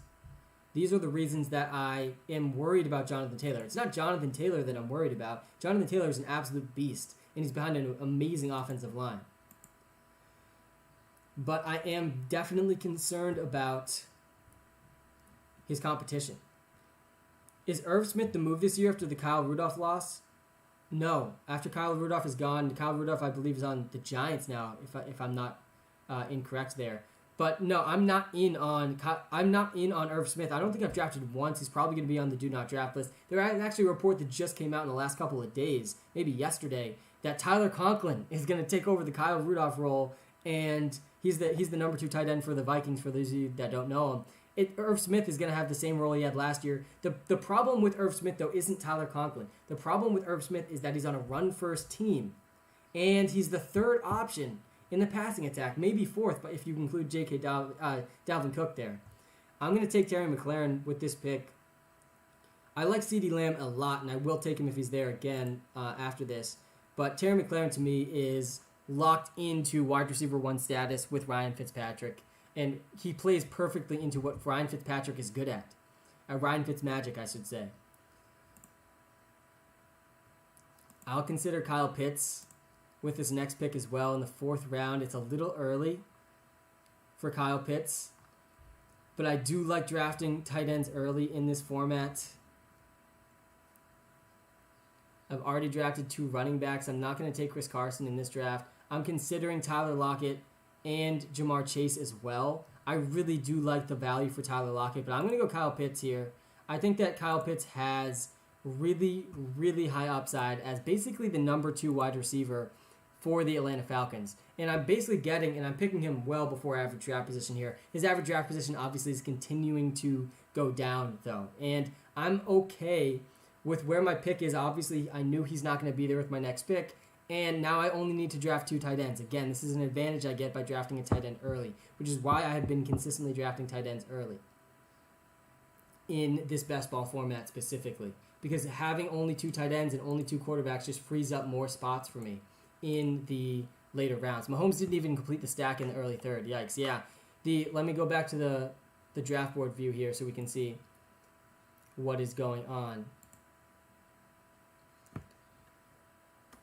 I drafted Kyle Pitts pretty early, but honestly, I feel pretty good about how my team's shaping up so far. I'm going to be able to, because I started running back, I'm going to be able to draft like 8 to 10 wide receivers on this team. So I'm going to make up with the lack of receivers I have with the number of receivers I have later in the draft. I only need 1 more running back on my team, and that can come probably in round 6 or round 7. I'll probably target a guy like Trey Sermon or Damian Harris later. A.J. Brown in the 5th or Barkley in the 1st.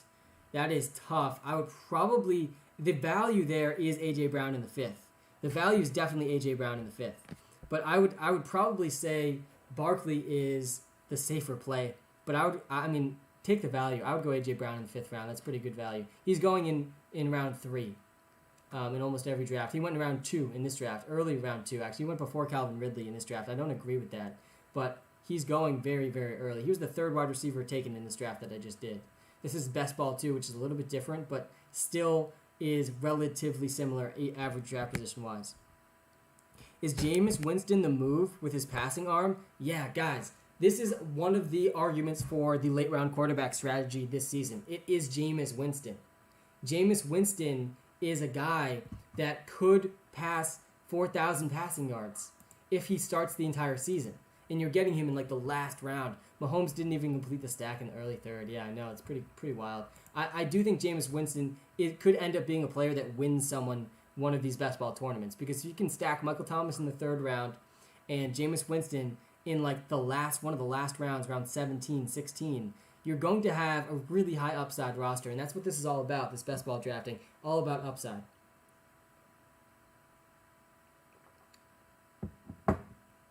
And Tyler Lockett still hasn't been picked, which is insane.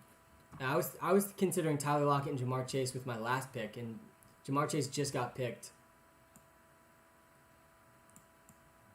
can take a look at how the first 5 rounds have come out. I'm doing a live draft on YouTube right now, guys. Hit that like button, by the way, if you haven't hit that like button yet. If you're watching live on YouTube, it does help me out a ton. I'm going to get back to some of your questions as well as they come up after probably my next couple of picks. But take a look at how this draft has played out. One of the more interesting dichotomies this season, too, is the Robert Woods versus Cooper Kupp. I think getting Robert Woods in the end of the 4th is significantly better than getting Cooper Kupp in the 5th. I think Robert Woods matches up better with Matthew Stafford's style of play, and I think Robert Woods is in for a career season with Matthew Stafford. I don't dislike Cooper Kupp, but I do think he should be going like almost a round after Robert Woods. Adam Thielen's going 2 or 3 rounds after Justin Jefferson, which is also looking like a pretty good value for Adam Thielen. It's going to be tough to get Justin Jefferson on teams this season with how early he's getting picked.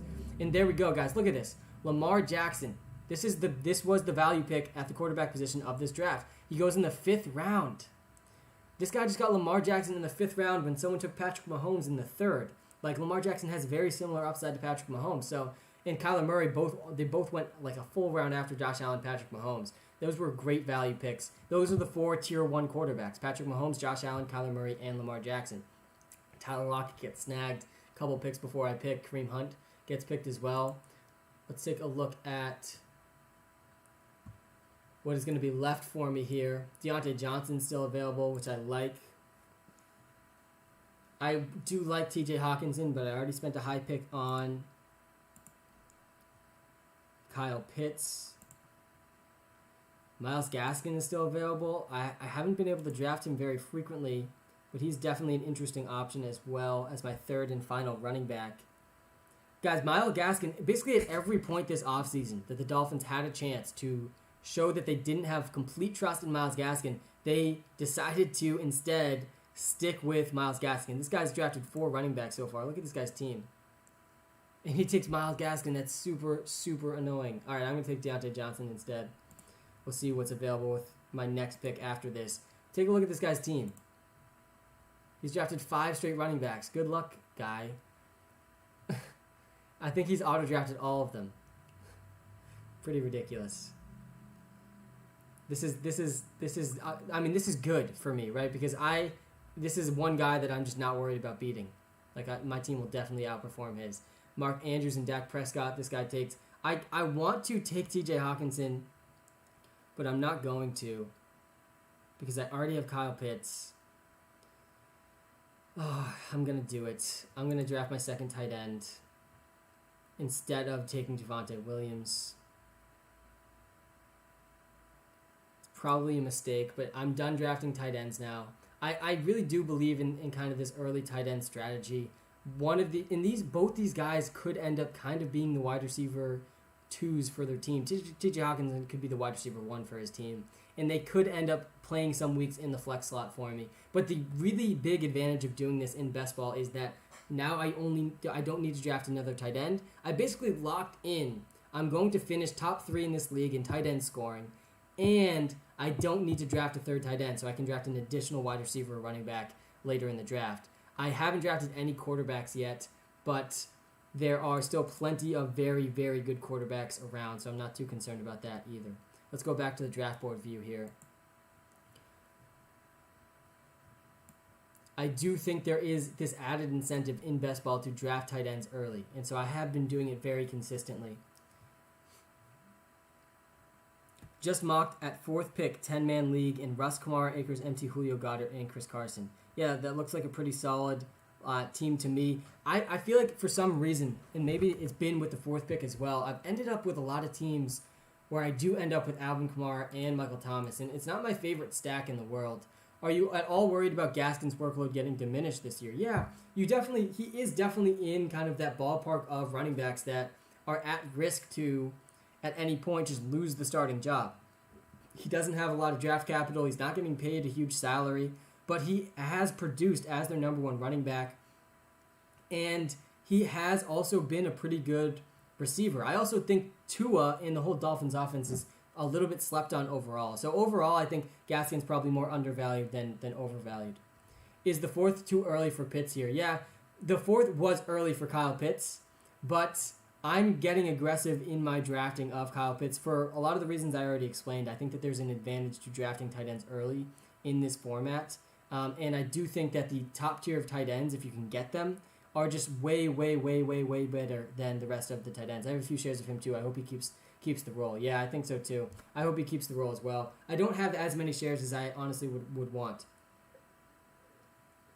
But I'm definitely rooting for him. And really, again, like the Dolphins did nothing this offseason to address the running back position except for Malcolm Brown. And Malcolm Brown, honestly, is a little bit of a concern for Myles Gaskin just because of potentially stealing the goal line role. That's going to be the most frustrating thing. Myles Gaskin getting 75 yards a game, but finishing with just like 7 points each week because he cannot find the end zone because Malcolm Brown's stealing all of the goal line carries. If Zeke is on the board at 9, are you taking him? Yes. Yes, Landon, I am. I definitely am taking him at 9th overall. And we're seeing a lot of running backs go now in round 6, in round 7. I think I would prefer Chase Edmonds and Javonte Williams over James Robinson this season. Juju Smith-Schuster and Odell Beckham Jr., by the way, guys. What a fall for them. They were both, like, second-round picks and, like, picked very, very early just a few years ago, and now we're seeing them go in round 6. It's not like they're not good. They just find themselves in kind of less than optimal situations. We are live on YouTube, guys, right now, doing a live draft. He's going to be the TD Vulture. Yeah, definitely could be the TD Vulture for Myles Gaskin. We are feeling pretty good about this team so far. I like that I started running back. I am questioning my decision to go double tight end. I think that double tight end in this draft is risky. But if I can end up getting one, Damian Harris gets picked, that's not a good sign for me. As we look at the running backs left, this is ugly. This is, when I miss on Damian Harris, this is very, very ugly for my third running back slot. I'm going to wait now. This is like dead zone for running backs. This is not worth reaching for any of these guys. So I'm just going to wait and wait and wait. And honestly, Michael Carter is probably the best option available, but I'm just not that interested. So I'm going to wait for a while at the running back position. And I'm going to continue to draft wide receivers and quarterbacks now. I missed on Devonta Smith. Devonta Smith got picked just a few picks before me in round 7, which is disappointing.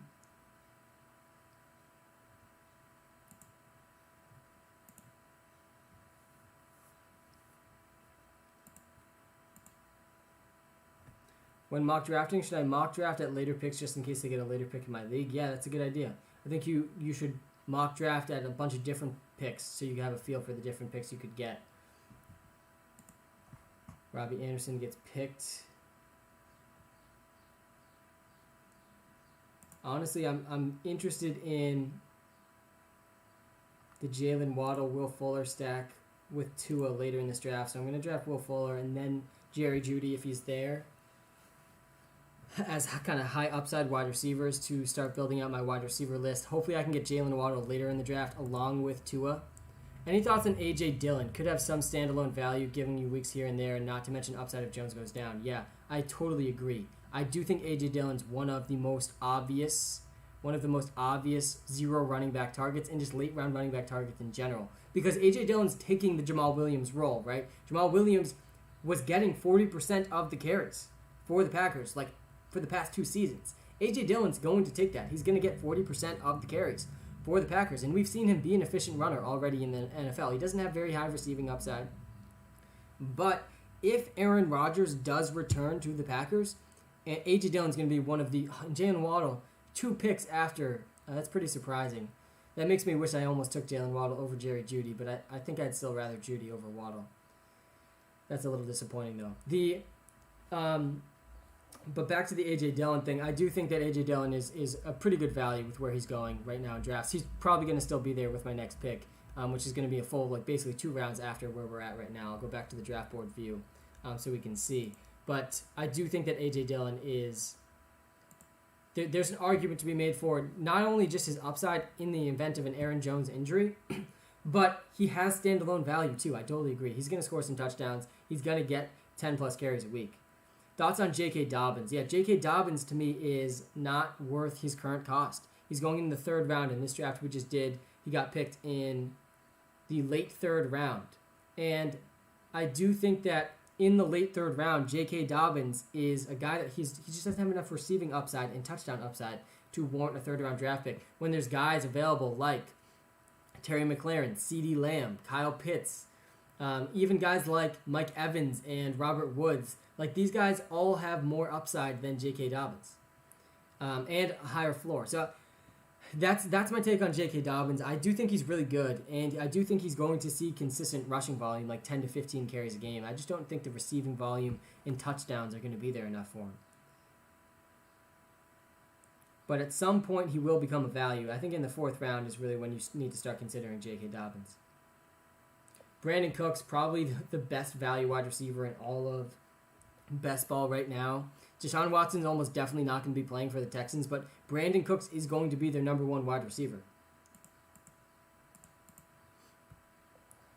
Appreciate everyone that's tuned in right now, guys. If you're watching live on YouTube and you haven't hit that like button yet, we're almost at 20 likes. Smash that like button. It really does help me out a ton. Mike Williams. These are a lot of my favorite wide receivers getting picked right now. Michael Pittman's probably my favorite late round wide receiver, though. I think he's going to lead the Colts in receiving. Who are your top 5 wide receivers to draft? Yeah, let me show you the wide receivers I've been drafting the most. And Devonta Smith is my number 1.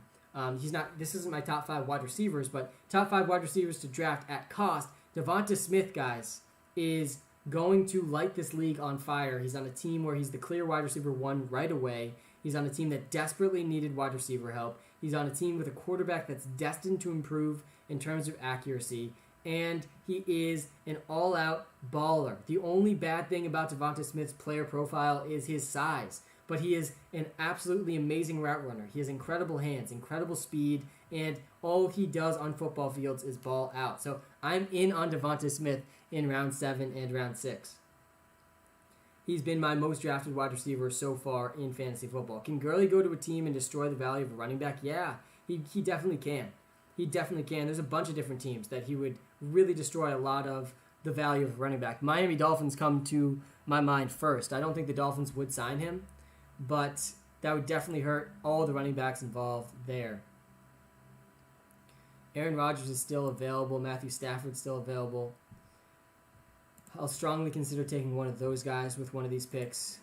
A.J. Dillon is still available too. I'm going to consider drafting him for all those reasons we already discussed. Tony Pollard also available. I think Tony Pollard is a little bit more exciting upside-wise than A.J. Dillon, but I don't think he's going to. If Ezekiel Elliott and if Aaron Jones stay healthy the whole season, I'd rather have A.J. Dillon than Tony Pollard. A.J. Dillon's going to touch the ball more than Tony Pollard. I think Tony Pollard's better, and I think Tony Pollard would be better if Aaron Jones and Zeke were injured. Do you think Cordero Patterson will get a lot of work in the backfield? Someone is finally asking the right questions. Cordero Patterson is my favorite last overall pick in fantasy football this season. There are so many reasons to love Cordero Patterson as your last overall pick. Your last overall pick, guys, says a lot about you. And Tony Pollard gets picked. I'm going to take A.J. Dillon here as my last running back on this team.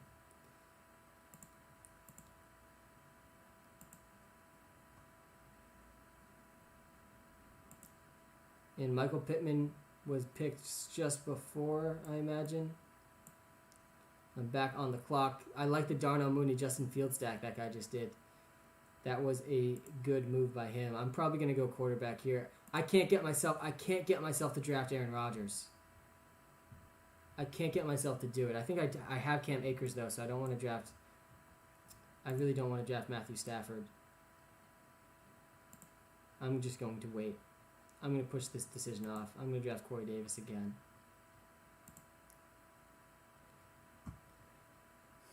I can't get myself to do it. I can't get myself to draft Aaron Rodgers. I know the ceiling is there, but I don't know if he's actually going to be playing. What's going to be the Seahawks running back situation? Yeah, the Seahawks are going to feed the ball to Chris Carson yet again. The second running back after Chris Carson is Rashad Penny, who's struggled mightily with injuries throughout his whole entire career. Apparently he's fully healthy now. I think he's an interesting zero running back target late in drafts. But Chris Carson's going to be given a big workload yet again. So for that reason, he's a pretty good pick in like the 4th and 5th rounds of drafts. He's kind of like the last tier of running back that could see a lot of volume in terms of where you're getting him in your draft.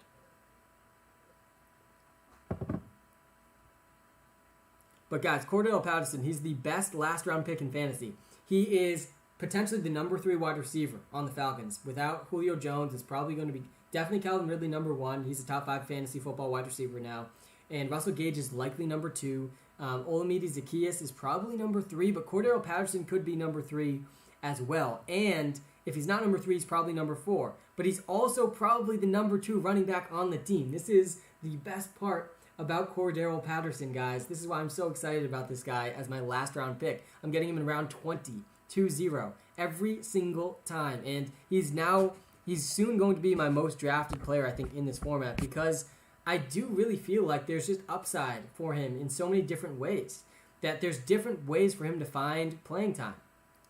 And he's likely going to be their top punt returner, too, so he could score some touchdowns that way. What's going to be...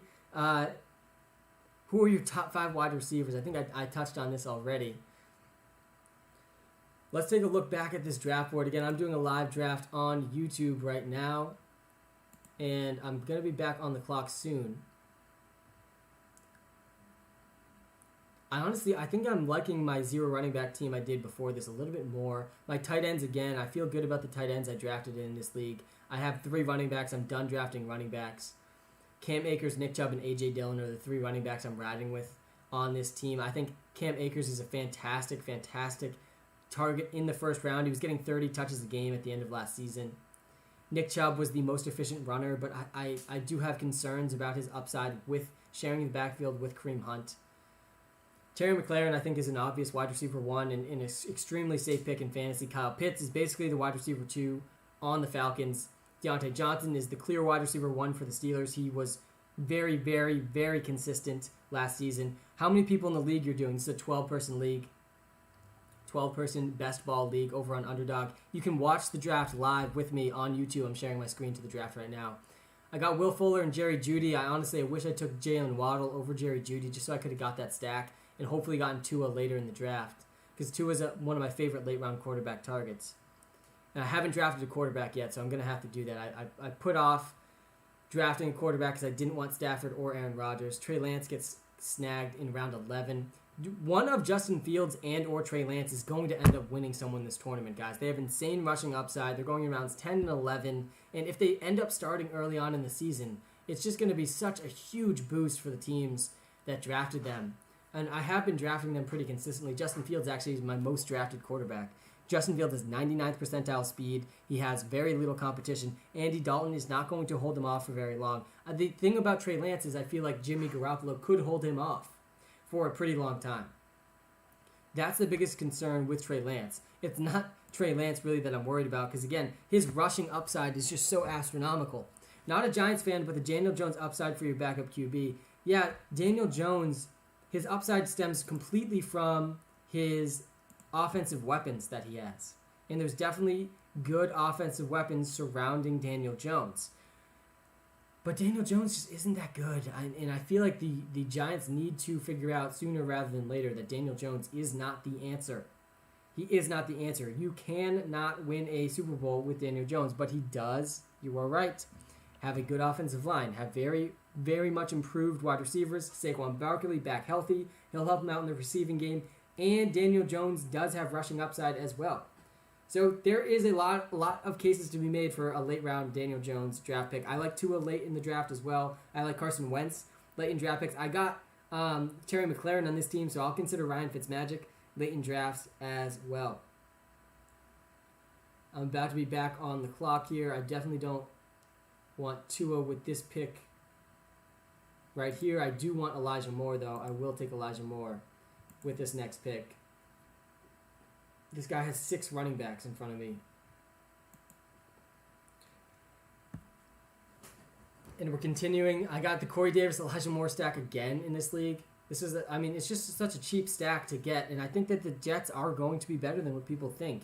The Adam Gase effect is working in their favor. Zach Wilson is the best quarterback that they've had. Russell Gage is another good pick that this guy just had. I'm going to take Tua, I think, a little bit early. over Matt Ryan. I have Will Fuller on this team too.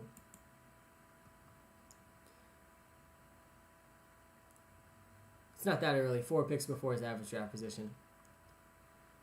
I need to get at least one quarterback in so I can make sure I draft 3. I'm going to have to draft 3 on this team because I waited so long, which is fine. This is like the option you have in best ball. If you don't end up getting one of those top 4 guys, I think getting Kyler Murray, Josh Allen, Lamar Jackson, Patrick Mahomes anywhere in round 5 is amazing value, and I'm willing to do it. And then I'm only drafting 2 quarterbacks. But if I miss on that tier, and I miss on Jalen Hurts and some of the other higher tier quarterbacks, I'm just going to draft 3 of them and kind of forget about it. It's not the end of the world. To have 3 quarterbacks, and combining 3 quarterbacks instead of 2 is going to give me similar production at the quarterback slot. As long as I get 3 definite starters, I can get Tua, Daniel Jones, and potentially Jameis Winston.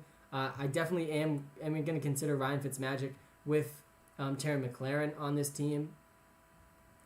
Zach Wilson's another guy I'll consider with Corey Davis and Elijah Moore stack. Zach Wilson is another interesting, really late round quarterback, and it's pretty interesting to see the vast difference between Trey Lance and Justin Fields and Zach Wilson. I feel like there's too big of a gap there. Zach Wilson, the 2nd overall pick, yes, he's on a worse team than both those guys. The Bears' offensive weapons are better. The 49ers' offensive weapons are definitely better. But Zach Wilson also is the only one of those guys that is definitely starting week 1. He's definitely starting week 1. He also has rushing upside, and he also has kind of underrated wide receivers, especially if Jameson Elite Crowder stays with the Jets. Then they arguably have the most underrated wide receiver group in the entire league because nobody really thinks anything of the Jets. Elijah Moore is good. Denzel Mims is underrated. And Corey Davis had his best career year on a run-first team last season. He only had 3 weeks under 10 fantasy points. So I can talk myself into Zach Wilson really late in drafts too. And again, the price difference is really startling between these top quarterbacks. Take a look at this. We just saw in round 10, Justin Fields got picked first pick of round 10. Trey Lance got picked very first picks of round 11. Zach Wilson isn't going to get picked until round 14, round 15, like 4 rounds after. Will Chevy, thank you, man. I really do appreciate it. Who would you take with the 1 pick? Did the WWE do his bio? What does that mean? The guy to take with your first overall pick, it has to be Christian McCaffrey. It has to be Christian McCaffrey. Kirk Cousins goes in the 12th round. Yeah, Kirk Cousins did end really well last season. He ended really, really, really well last season, but he also is on a run-first team still. And those, the end of last season, too, came against a lot of really, really bad secondaries, which also helped him out a bunch. And I will be doing one more draft after this, guys. I appreciate everyone that's been tuned in throughout this live stream. It's been a ton of fun. I'll be ending probably a little past 12 o'clock. It's been a lot of fun. Zach Wilson feels like the shortest 6'3" QB that I've ever saw. Yeah, he is. He is very short. Talk about DeAndre Swift, question mark. Is that a question or a statement? Can you talk about DeAndre Swift? Yeah, Cam Andreski. Thanks for the question, man. Yeah, DeAndre Swift is a guy that is really, really talented, which is a good thing, right? From a fantasy football perspective, talent is a fantastic thing. The concern with DeAndre Swift is this team and how bad and how few points they could score. It's not like we're just saying, all right, Detroit Lions suck, so we don't want DeAndre Swift. That's not the case. The case is, though, they could really struggle to score points. They have a good offensive line. They could have a top 10 offensive line in the NFL. But if you look at their wide receiver depth chart, you start to very quickly realize just how bad this offense could be. Quintez Cephas, Tyrell Williams, Brashad Perriman, Amon-Ra St. Brown. These are their top wide receivers. They all are very, very similar. They all are basically wide receiver 3s in the NFL. And they have Jared Goff at quarterback. So they could really, really struggle to move the ball offensively outside of TJ Hawkinson, which plays into the narrative that maybe DeAndre Swift is more involved in the receiving game. He could be their number 2 receiver. He should be if they actually knew what they were doing. But will he be? That's definitely not a guaranteed thing. He has upside because of the offensive line, because of his potential receiving role. But the floor is really low because Jamal Williams is going to be involved. They've already said this publicly. Jamal Williams is going to be involved in the offense. They want to take a hot hand approach. And this is very, very, very bad news for DeAndre Swift. Very bad news for him. So for that reason, you can, like, I can't get myself to draft DeAndre Swift in the 3rd round, which is where he's being drafted in almost every single league that I've done. I hope they use Swift like Eckler. Yeah, they should, Eric. They should. That's exactly how he should be used, but it's probably not how he will be used. Denzel Mims, Jameson Crowder, both sitting here for me, but I'm going to go with actually Brashad Perriman instead. As you saw in my last draft, I like to end these drafts with a Detroit Lions wide receiver stack because someone on this Detroit Lions wide receiver group is going to have to catch passes from Jared Goff.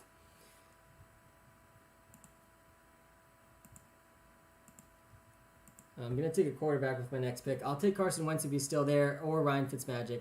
I think I'd rather Ryan Fitzmagic because I do have Terry McLaurin.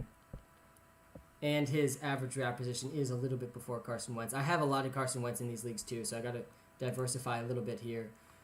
And I got Ryan Fitzpatrick in the 14th round. I like it a lot. Who is the best backup this year? Backup running back? The best backup running back is probably Tony Pollard, honestly. He's an injury away. Or it's Tony Pollard or Kareem Hunt. Kareem Hunt has standalone value in fantasy, but in terms of sheer upside, in terms of backups, it's probably Tony Pollard. Mike Davis is going to be the biggest sleeper as a running back this year. Yeah, he's a huge, huge sleeper at the running back position. He's getting picked in, if you take a look at this, let's see where he went in this draft that we just did. He got picked in Mike Davis. He went in round 4. So it's not like he's a huge, huge sleeper if he's getting picked in round 4. Round 5 is, I think, where I could start to talk myself into Mike Davis. But the thing about Mike Davis is the volume. The volume should, like, really, really be there. And it's good to see we snagged Ryan Fitzmagic right before a few other quarterbacks went before that little run happened. So that's good. A.J. Dillon is definitely an intriguing backup running back who has standalone value. I drafted him in this draft. He was my 3rd running back. The hyper-fragile running back approach.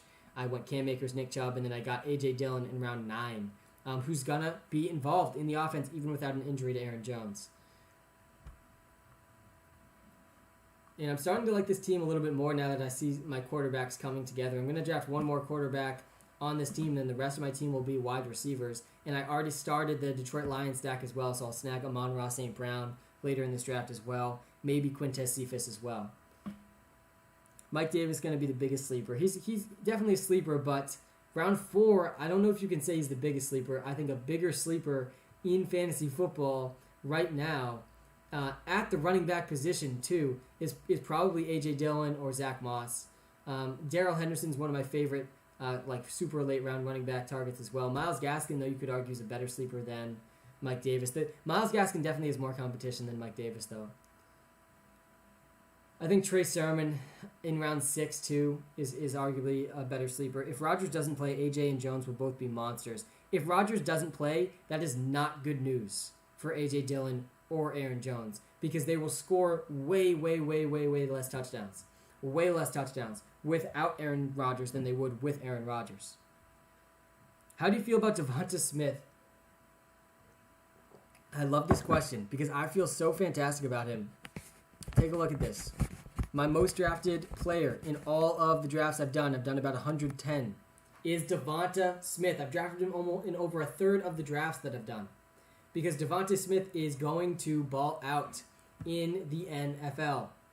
He has all of the traits to succeed. He has incredible speed, incredible route running, incredible hands. The only thing working against him is his size. And I'm not that worried about his size because he has all of these other things. I think he can be a Stephon Diggs level player in the NFL.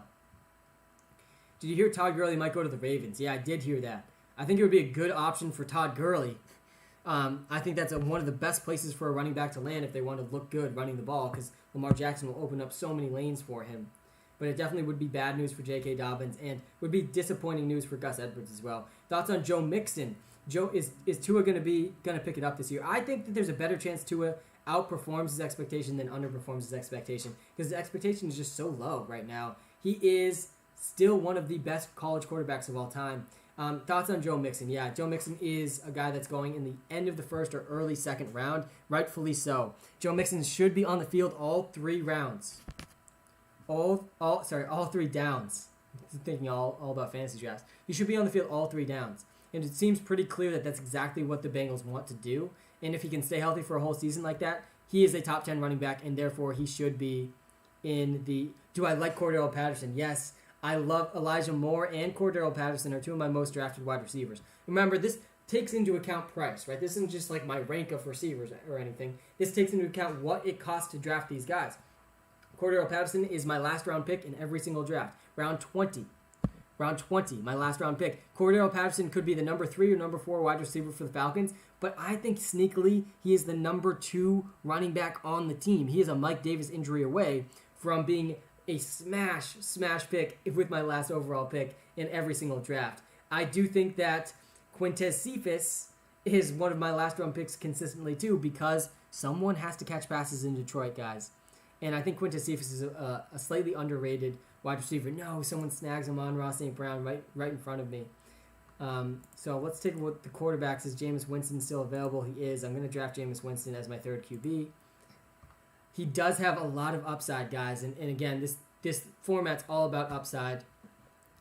And my quarterbacks are looking kind of sketchy, but I do think that each of them offers pretty unique upside at their cost.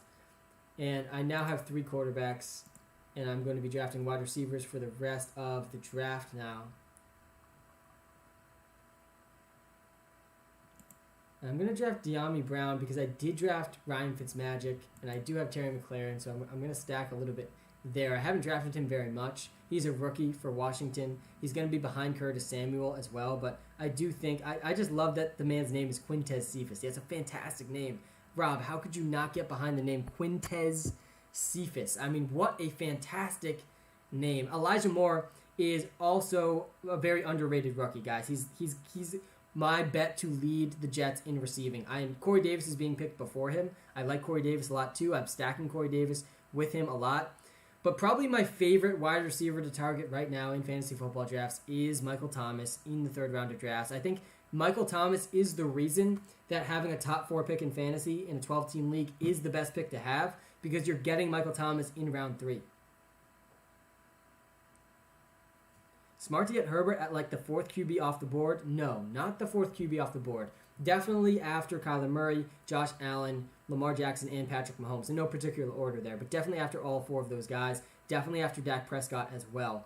Then you can start thinking about Justin Herbert after that, but I think I would probably rather Jalen Hurts above him as well, just because of the rushing upside for Jalen Hurts. And the other part about Jalen Hurts, guys, is he has Devonta Smith, who you obviously know I'm very in on this season.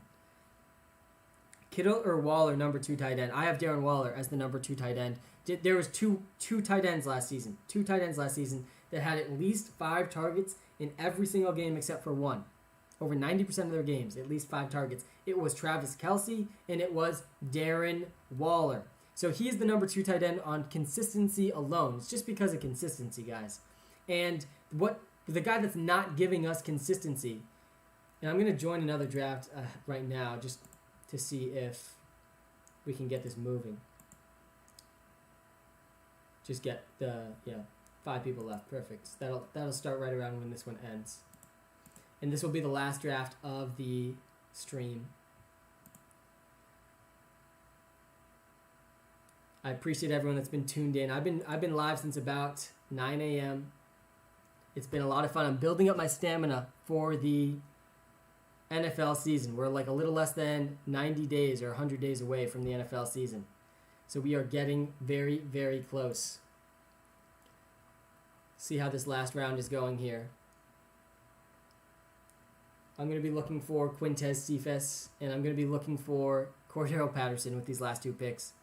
Where do you suggest him taking Waller? Yeah, so Darren Waller is pretty consistently going in the end of the 2nd round, beginning of the 3rd round in the drafts that I've done, which I think have been taking tight ends a little earlier than what probably the normal season-long drafts will be like. But I think Darren Waller in the back end of the beginning of the 3rd round, I think that's where I would start taking him. The beginning of the 3rd round, you're getting a guy that just gives you such a positional advantage that I think it's worth taking Darren Waller in the beginning of the 3rd round.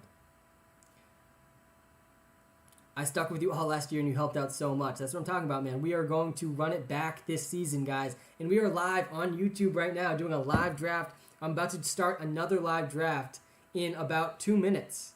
Come check out the YouTube stream. Search WalterPicks on YouTube. If you're watching live on YouTube, Thank you, guys. Thank you for tuning in. And hit that like button. Takes you 2 seconds. Helps me out way more than you realize. Darnell Mooney, sleeper of the year. Just say it. Yeah, I do think he's a candidate. I do think he's a candidate for sleeper of the year. Darnell Mooney is going to ball out. He was really picking it up at the end of last season. And both Darnell Mooney and Allen Robinson, and take a look at this. All you need to know about what I think about them is just look at my most drafted quarterback so far this season. My most drafted quarterback so far this season is none other than Justin Fields, who was the most underrated quarterback throughout the entire draft process. He was the most underrated quarterback throughout the entire draft process. Justin Fields could very easily be better than Zach Wilson. He could very easily be better than Trey Lance. He has 99th percentile speed. He has a very accurate deep ball. Darnell Mooney and Allen Robinson are going to ball out with him. And for all of these reasons, I think you need to be buying into this passing attack. Justin Fields has such a high upside because of his rushing volume. My league is tripping saying they're not going to take Saquon in the first and maybe the second. Saquon Barkley will go in the first round of your draft. The question is when. He's starting to slide a little bit with some negative reports out of training camp, but we will see where this ends up. And by the way, guys, take a look at this guy's roster construction next to me. He has 4 quarterbacks, 6 running backs. There is not a single chance, now 7 running backs, not a single chance this guy has to win this league based on roster construction alone. We'll look through his team in a second. Let's see, is Quintez Cephas around? He is. And Cordell Patterson is as well.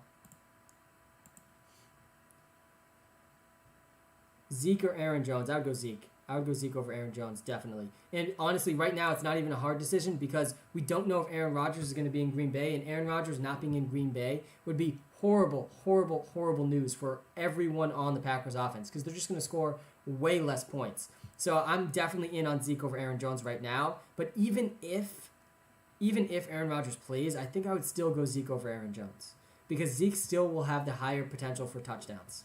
Zeke could be number 1 in the league in touchdowns, and this is why you need to consider taking Zeke as early as the 6th overall pick. And I draft Cordell Patterson. I finished out this draft. Let's take a look. I want to show you this guy's team really quickly.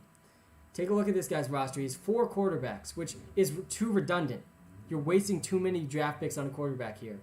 Then he has 7 running backs, which again, most of these running backs are going to just be on his bench every single time. I'm looking through a live draft right now on YouTube. A live draft right now on YouTube. I'm looking at this guy's roster. I'm pretty sure this guy auto-drafted almost every single pick. Let's see who he takes here. Zach Ertz, nice.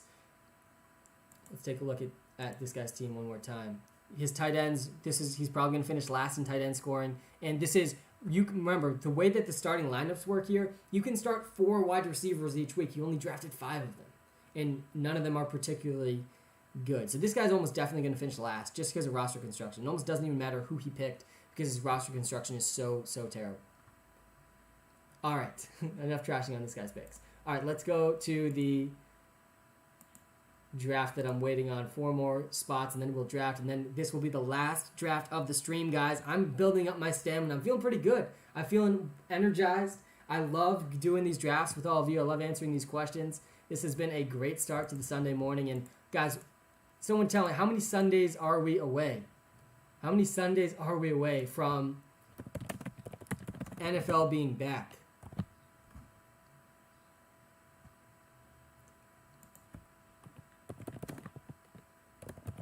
I don't think it's very many. We are officially, guys, 87 days away from the NFL season. 87 days. I think that means 12 Sundays left. 12 Sundays left, not that long. Are you in any dynasty leagues? Yeah, Chandler, I am in some dynasty leagues. Dynasties are really growing on me as a format. I think it's a ton of fun. What round is a good round to take for Smith? Which Smith? There's a bunch of different Smiths, Menzie. How do you feel about Laviska Shenault? I've been hearing good things about him in training camp. Does training camp talk hold any merit? No, it doesn't really. You definitely do not want to be swaying your thoughts on players drastically just because of training camp talk, especially now. They're not even playing true football right now in training camp. It's all non-contact, no pads. It's really just warm-up. So I don't think training camp talk means that much, but it means even less right now, this current time of the year. Najee Harris, Mixon, Dobbins, or Carson. I would rank them Mixon number 1, Najee Harris number 2, Dobbins number 3, and Carson number 4. But I think there's an argument to be had about Carson over Dobbins. Do you like Henry Ruggs' draft position? I do. I do like Henry Ruggs, Daddy Walter and Papa Walter. My name's actually Sam. Classic mistake. Don't worry about it, Antoine Reed. But Henry Ruggs is a guy that I think I can talk myself into at his draft position, just because I do think that there is a good chance for him to outproduce his current cost. He's getting picked at all the way down. We're still scrolling here to find Henry Ruggs. I might have passed him. Let's see. If you're watching live on YouTube, we hit this button here first. I think Henry Ruggs' average draft, I think training camp talk is good for seeing how previously injured players are recovering, mostly. Yeah, I think that's a great way to look at it. It is good to hear that guys are fully healthy. That is very, very good reports to see, because the reports that guys aren't fully healthy are really concerning. Antonio Gibson, by the way, is the one who I'm most concerned about in terms of the injury news that we've heard out of the training camps. Antonio Gibson still dealing with turf toe that he dealt with through the ending part of last season. Pretty concerning, because this is basically definitely, like, if it's still going on now and he's not planning to take time off, it's going to be something he has to manage throughout the season. And I'm the type of person who mostly ignores injuries in fantasy football. I think this is a plus EV, like a good thing to do, because people overreact to injuries overall. And so by just ignoring them, I think I gain a slight advantage. But what I don't ignore is players that are currently injured. I really don't want to be drafting guys that are already injured, because the injuries are going to find your fantasy team, guys. You're going to get guys that are injured, but don't seek them out. So rather than convince myself I know who's going to get injured, I just try to avoid the guys that are already injured. Guys like Antonio Gibson at the current moment. We'll see how that news progresses, but it is a little concerning.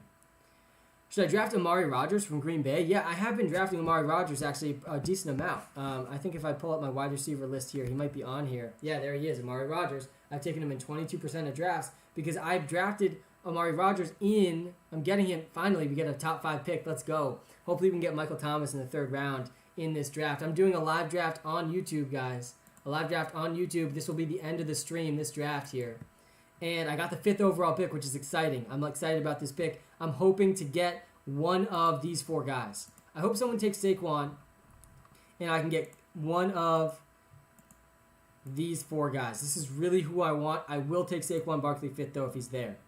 This is the order that I will take these guys in. Christian McCaffrey, number 1. Dalvin Cook, number 2. Derrick Henry, number 3. Alvin Kamara, number 4. Saquon Barkley, number 5.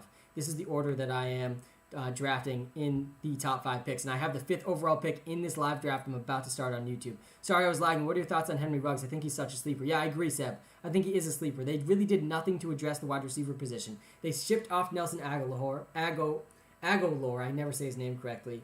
But they are getting John Brown in return. So Henry Ruggs could be their number 1 receiver after, of course, Darren Waller. So I do think that Henry Ruggs has a really high ceiling, and he still can work out in the NFL. One bad rookie season does not mean he's bad forever. So I do think there's a ceiling there, which I like, especially in the best ball drafts I've been doing. And this draft starts like most drafts have for me. This is, I think, my 110th draft, guys. I've done a lot of these. Christian McCaffrey went 1st overall. Dalvin Cook has gone 2nd overall. 3rd overall looks like it's going to get auto-drafted to Derrick Henry, which again is what we see most frequently. And I really want Alvin Kamara over Saquon Barkley, so we'll see who this guy takes. But I will take Saquon Barkley 5th if Alvin Kamara goes. We'll see who this guy selects. He takes Tyreek Hill. Just what we needed. The downside of taking Alvin Kamara, though, is that you missed out on Michael Thomas. Like, I don't like drafting Michael Thomas in the 3rd round as much, but I'm going to take Alvin Kamara over Saquon Barkley. And this is not something I was doing just a month ago, but I've also drafted Saquon Barkley enough at this point in previous drafts that I just need to diversify a little bit to Alvin Kamara too. So I guess I could talk myself into it that way as well. What do you guys think in the YouTube chat? Would you be taking Alvin Kamara over Saquon Barkley like I just did? TikTok chat, let me know as well. Would you be drafting Alvin Kamara over Saquon Barkley? Is this something you would feel comfortable doing? Because Alvin Kamara, guys, he is the number 2 receiver on the Saints. He's literally their number 2 receiver. Their receivers after Michael Thomas are Traquan Smith, Callaway, Adam Trotman. Yeah, as a Giants fan, I'm glad I'm seeing some Giants fans say, yes, I would be drafting Alvin Kamara over Saquon Barkley. I'm avoiding Barkley. Yeah, I'm taking your top 5 order because after CMC, the other 4 are basically injured. Yeah, Matt, all right. I'm glad that people are in agreement with me. I think that Saquon Barkley does just have this kind of added risk. And I do think that Saquon Barkley has similar ceiling to all of these guys. It's not like I'm going to avoid Saquon Barkley at 6th or 5th overall if those other 4 guys are gone. But there is like a lot more heads to involve in the Giants offense now. They have 3 pretty good wide receivers. They drafted Tony as well, and they brought in Kenny Golladay. And now they're like the reports, really the biggest concern is those reports coming out of their training camp that they want to take him along slowly at the start of the season. That's the biggest concern.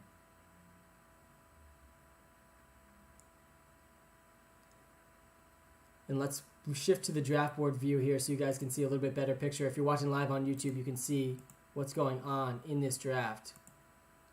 Take a look at this. I'll move myself out of the way. Oops. This is how this first round has shaken out. Again, the first rounds aren't all that different from each other. We saw Travis Kelce again go pick 8. I got him at pick 9 in the first draft I did on this stream. So again, feeling good about that. Same thing with Stephon Diggs. I got Stephon Diggs and Travis Kelce on the same team in the first draft I did in the stream when I went 0 running back. I'm feeling pretty good about that decision now because in the back-to-back drafts after that, we've seen them both go in the first round. Cam Akers, Austin Eckler, this is exactly why I like the 12th overall pick a lot. A lot. I do think that Cam Akers and Austin Eckler on the same team is just such a powerhouse as your top 2 running backs. I don't think any team is going to have a better 2 running backs than that guy, Cam Akers and Austin Eckler. I am hoping to get... I'm about to be back on the clock, so I'm going to leave this view. Let's see who's available here. I'm hoping to get Darren Waller. Najee Harris would be amazing. And Clyde Edwards-Helaire would also be really good. I'm hoping to get 2 running backs in these first couple of rounds. I would really, really be pumped about Najee Harris if he does end up sliding. Probably will get picked in this pick right before me, though. In which case, I'm going to have to decide between Darren Waller and Clyde Edwards-Helaire, and I'm probably going to lead Clyde Edwards-Helaire. I'm probably going to lean towards him because look at the running backs left, guys. There's about to be this huge drop-off. Like from here to here, and yeah, Najee Harris gets picked. I'm going to take Clyde. I haven't drafted him as much as I expected to, and I would much prefer drafting him in the 3rd round, but I just do feel like the upside is there for him still for all the same reasons as last season. He is a very good receiver. He is on the best offense in the NFL. He has an improved offensive line, and he has very little competition. All of these reasons bode well for him. And he had a really underwhelming rookie season, but there's still a lot of upside there. He still obviously was a first-round pick. He still is on the best offense and tethered to the best quarterback in the league. And so I'm happy to grab him in the late 2nd round as my 2nd running back because I know I'm not going to take a running back in this 3rd round with the running backs that are left. Take a look at the running backs left again. I don't want anything to do with these guys. Like these guys are in danger territory for me. Chris Carson to me is the safest player left on this list. Where are you taking Fournette this year? Yeah, I'm not taking Fournette. Who is he talking about? Good question. I'm live on YouTube. I am live on YouTube right now. Let me plug you into my charger so you don't die here. But I'm live on YouTube doing a draft right now, and that's who I'm talking about. You can see the players I'm drafting so far. So far, I've taken Alvin Kamara and Clyde Edwards-Helaire. I had the 5th overall pick, and if we're looking at the wide receivers available left, there is Michael Thomas. He gets picked 1 pick before me. Is George Kittle still there? He is not. So I'm probably going to draft...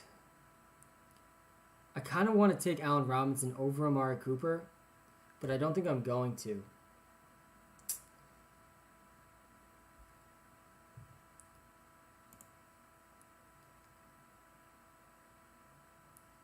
Yeah, I'm going with Allen Robinson over Amari Cooper. It's probably a mistake, but I'm very interested to see if I can get the Allen Robinson, Darnell Mooney, Justin Fields stack later in this draft.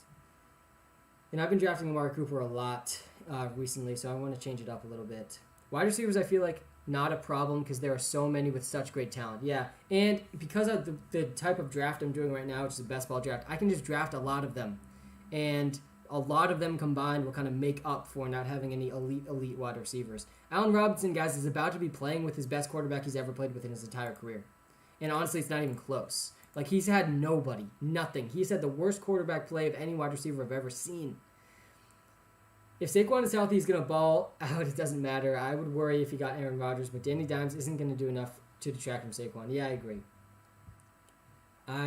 I don't think you should be avoiding Saquon Barkley, but I also think you should be drafting those other guys first. What's your thoughts on TJ Hawkinson? TJ Hawkinson's a guy I like a lot.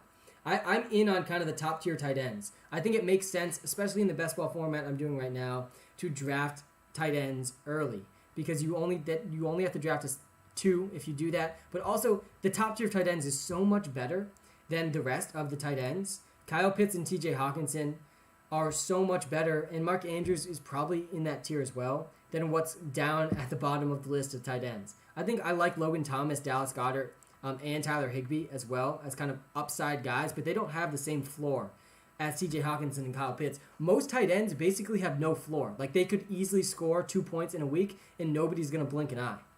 This is not the case, though, for Kyle Pitts and TJ Hawkinson. Kyle Pitts gets picked right around where I picked him in the last draft, fourth round, very beginning of the 4th round. And J.K. Dobbins is still there. He's sliding a lot in this draft. Take a look at the draft board here, guys, if you're watching live on YouTube. J.K. Dobbins is sliding a lot. I will take him with my next pick. I think that the 4th round is the sweet spot for J.K. Dobbins. Yeah, maybe there was this news about Todd Gurley that's come out since I started this live stream, if anyone wants to double check that for me. But I don't think that Todd Gurley is like a for sure thing going to the Ravens last I checked. And J.K. Dobbins just gets picked here.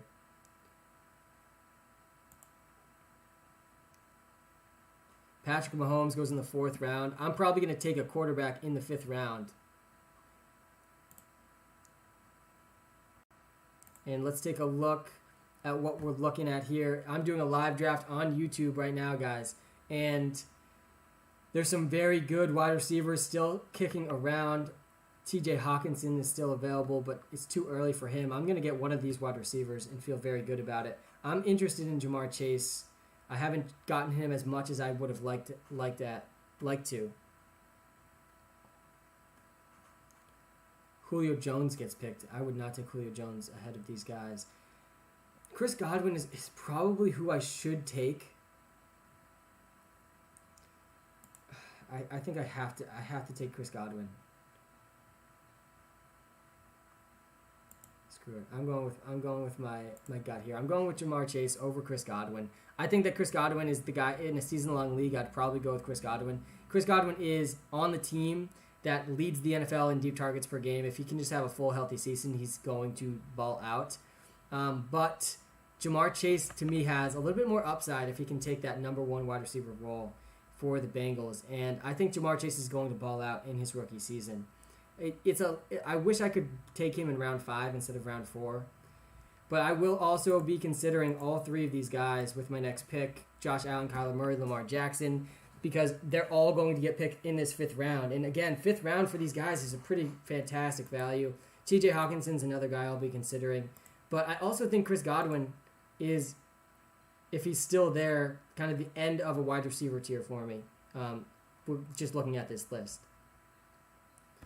Chris Carson for another running back. Chris Carson in the 3rd round. Yeah, Chris Carson, I think, is one of the more underrated running backs in the 3rd and 4th round. Best and most safest wide receiver duos in the league. I mean, A.J. Brown and Julio Jones, I think you can make an argument for them to be the best wide receiver duo in the league. Amari Cooper and CeeDee Lamb are going to absolutely ball out this season with Dak Prescott. I think that Jamar Chase and T. Higgins are a pretty baller wide receiver duo as well. There's a lot of really exciting wide receiver duos in the league right now. And Chris Godwin gets picked. I will take Josh Allen or Lamar Jackson with this next pick, depending if one of them gets picked now. I'll also consider T.J. Hawkinson. I think I would prefer one of these quarterbacks, though, over T.J. Hawkinson. see if one of them gets picked right now. It's pretty surprising that Kyler Murray got picked before both these guys.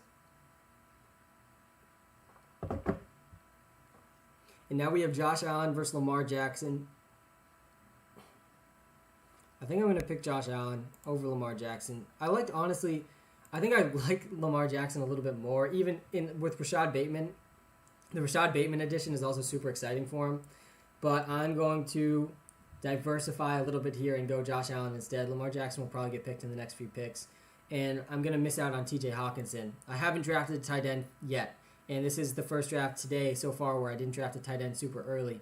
So we'll see. I'll probably end up drafting 3 tight ends and only 2 quarterbacks now because of how this worked out. You got to adjust your like the roster construction here is huge, but you got to be willing to adjust your roster construction a little bit based on who you end up getting. And this guy just drafted Dak Prescott over Lamar Jackson. This is absolutely ridiculous to be doing that. I guess he had CeeDee Lamb, so he wanted to do this stack. But I don't think that's the right move. Just played a whole soccer game, came back, and man is still streaming. What a grind. Jeremy, I love to hear that, man. Yeah, listen, Jeremy, I'm building up the stamina. I'm building up the stamina. This is how long the stream. I can't even say stamina correctly. But the stamina. I'm saying it's M before N, right? But I'm building up the energy for come NFL season. We are less than 90 days away from the NFL season, man. And I'm getting my reps in. Because I cannot wait for those NFL season streams to come back. Those were so much fun. And I'm hoping to do a lot of consistent streaming this NFL season. There's a lot of WalterPicks updates coming really soon, which I'm really excited to share with you all. Maybe this week, potentially. You think Mike Davis is going to be good? Yeah, I do think. Yo, what's going on, Sam? What's happening with the 32-team account plan? Joe, I'm glad you asked this. Nobody's asked this yet this stream. And the plan is as close to reality, Joe, as it's ever been. And I'm going to have more updates about it this week. But, Joe, it's happening. It's happening. WalterPicks is expanding. And we are expanding quietly but quickly.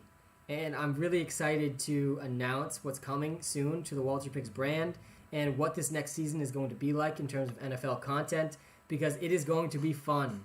And we really, I think, have a fantastic strategy to expand the brand and just enhance the app overall. I do think Mike Davis is going to be good, though, guys. I think Mike Davis has a clear path to very consistent volume. Let me switch back to the draft board here. Sorry about that. We can see the first 6 rounds and what they are looking like in this draft. Lamar Jackson at the end of the 5th round is just such an absolute steal. He got to stack him with Mark Andrews, too. I really like what that guy did. TJ Hawkinson has not been picked yet, and I'm probably going to jinx it right before my pick, but I will definitely take TJ Hawkinson with this next pick. If he is there. He's literally been... Oh, please. Please let me get him. We will see. I feel like he's about to get auto-drafted to this guy, which is going to be super tilting for me.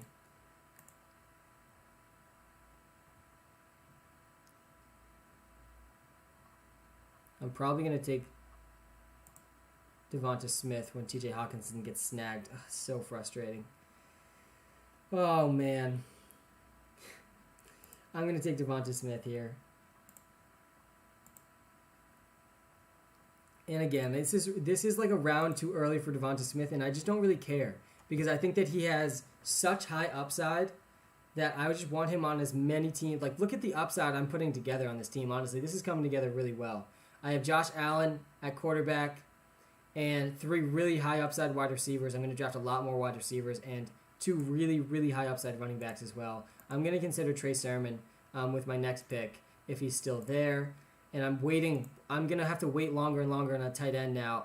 I'll take Dallas Goedert with the following pick if he's there. I'll think about Logan Thomas and Tyler Higbee. Can't stress enough how terrible auto drafters make things. Yeah, like that guy's going to end up getting some bad picks with the auto draft. That was a very good auto draft pick for him, which is annoying.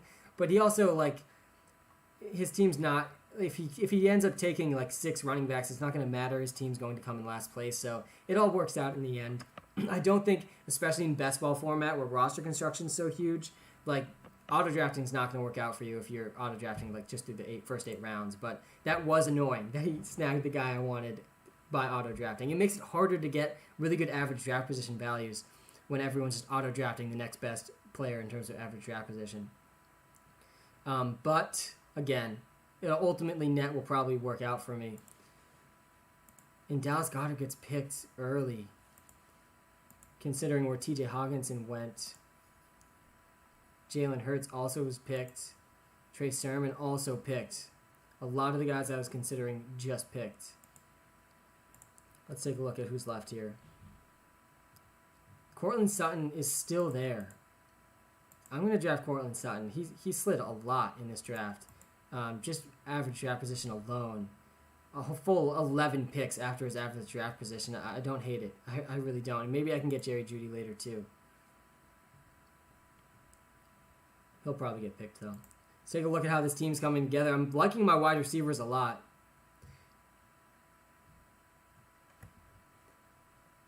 Sam, what rookies do you think will perform best in fantasy football this year? I'm super excited about a lot of rookies. A lot. The roster behind me. This is a team that I drafted this week. Travis Kelce. I got him 6th overall. Stacked him with Patrick Mahomes. You can take a look at the receivers I've drafted the most. Hey, Sam, do you guys offer a guide to use when drafting a fantasy team that I could get? Yes, Brandon, we do. Check out the WalterPicks app. Go to the Who Do I Draft tool. And coming soon, there's going to be a rankings list in that tool as well. What this tool gives you, projections, fantasy points per game projections for every single player in fantasy football, and you can compare any two players based on their ceiling. What's the best case scenario for this player? Their floor. What's their worst case scenario for this player based on 10,000 simulations of the season? Do you run the website Walter Football? No, Aiden. WalterPicks is totally unrelated to Walter Football. Walter Football is kind of this historic website that hasn't changed in like 20 years. WalterPicks is an app, an iOS app that leverages AI and artificial intelligence and machine learning to give us the best possible projections we could get in fantasy football. And it is on the iOS App Store. Love that. Thanks, Sam. No problem. But I do not run the website Walter Football. Yeah, it will also in season long make you take a mid-tier quarterback. Yeah, exactly. Yeah, especially the ESPN and Yahoo rankings are super weird. Yeah, you like can't auto draft on those things. I'm about to be back on the clock here. Let's see what we're looking at. I still need a tight end, and I really don't want Noah Fant. I did get Cortland Sutton. I think I would prefer Logan Thomas over Noah Fant. We did see a bunch of tight ends get picked. Tyler Higbee got picked, which is disappointing. He's one of my favorite late-round tight ends. I think he's destined for a breakout season this year. I think his touchdown upside is just so high. I will definitely be looking at Logan Thomas. Running backs were in a very dark zone. I waited too long on a running back again, which means I'm going to wait even longer now. I'm going to go with... I really like the wide receivers that are left still. I feel like the wide receiver value is really sliding in this draft. I'm going to take Brandon Cooks, and I'll consider Jalen Waddle with my next pick too. Joe Burrow has to be considered too, because I did draft Jamar Chase. But I'm liking the value I'm seeing left on the board here.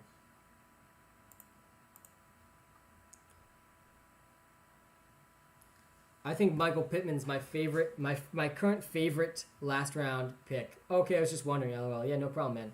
The Walter Football site has been around for a very long time. And I understand the naming is confusing. It is something we considered. You guys working on a Google Play app? Yes, we are. We're coming to Android and Google Play very, very soon. It's always been a question of when, not if, for us.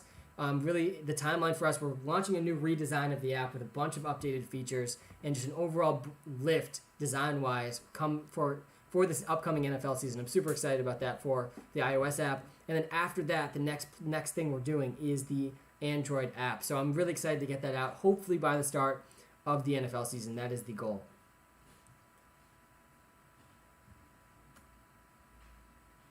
We're coming up with about halfway through this draft. I appreciate everyone that's been tuned in, guys, throughout this live stream, or if you're just joining, hit that like button. We're almost at 20 likes on the YouTube live stream. Do appreciate that. I'm sharing my screen to a live draft that's going on right now.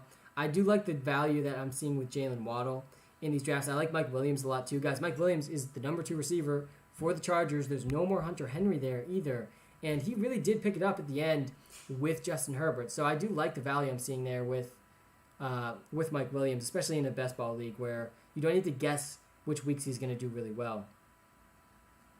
Michael Pittman's still available. I think Joe Burrow's still available.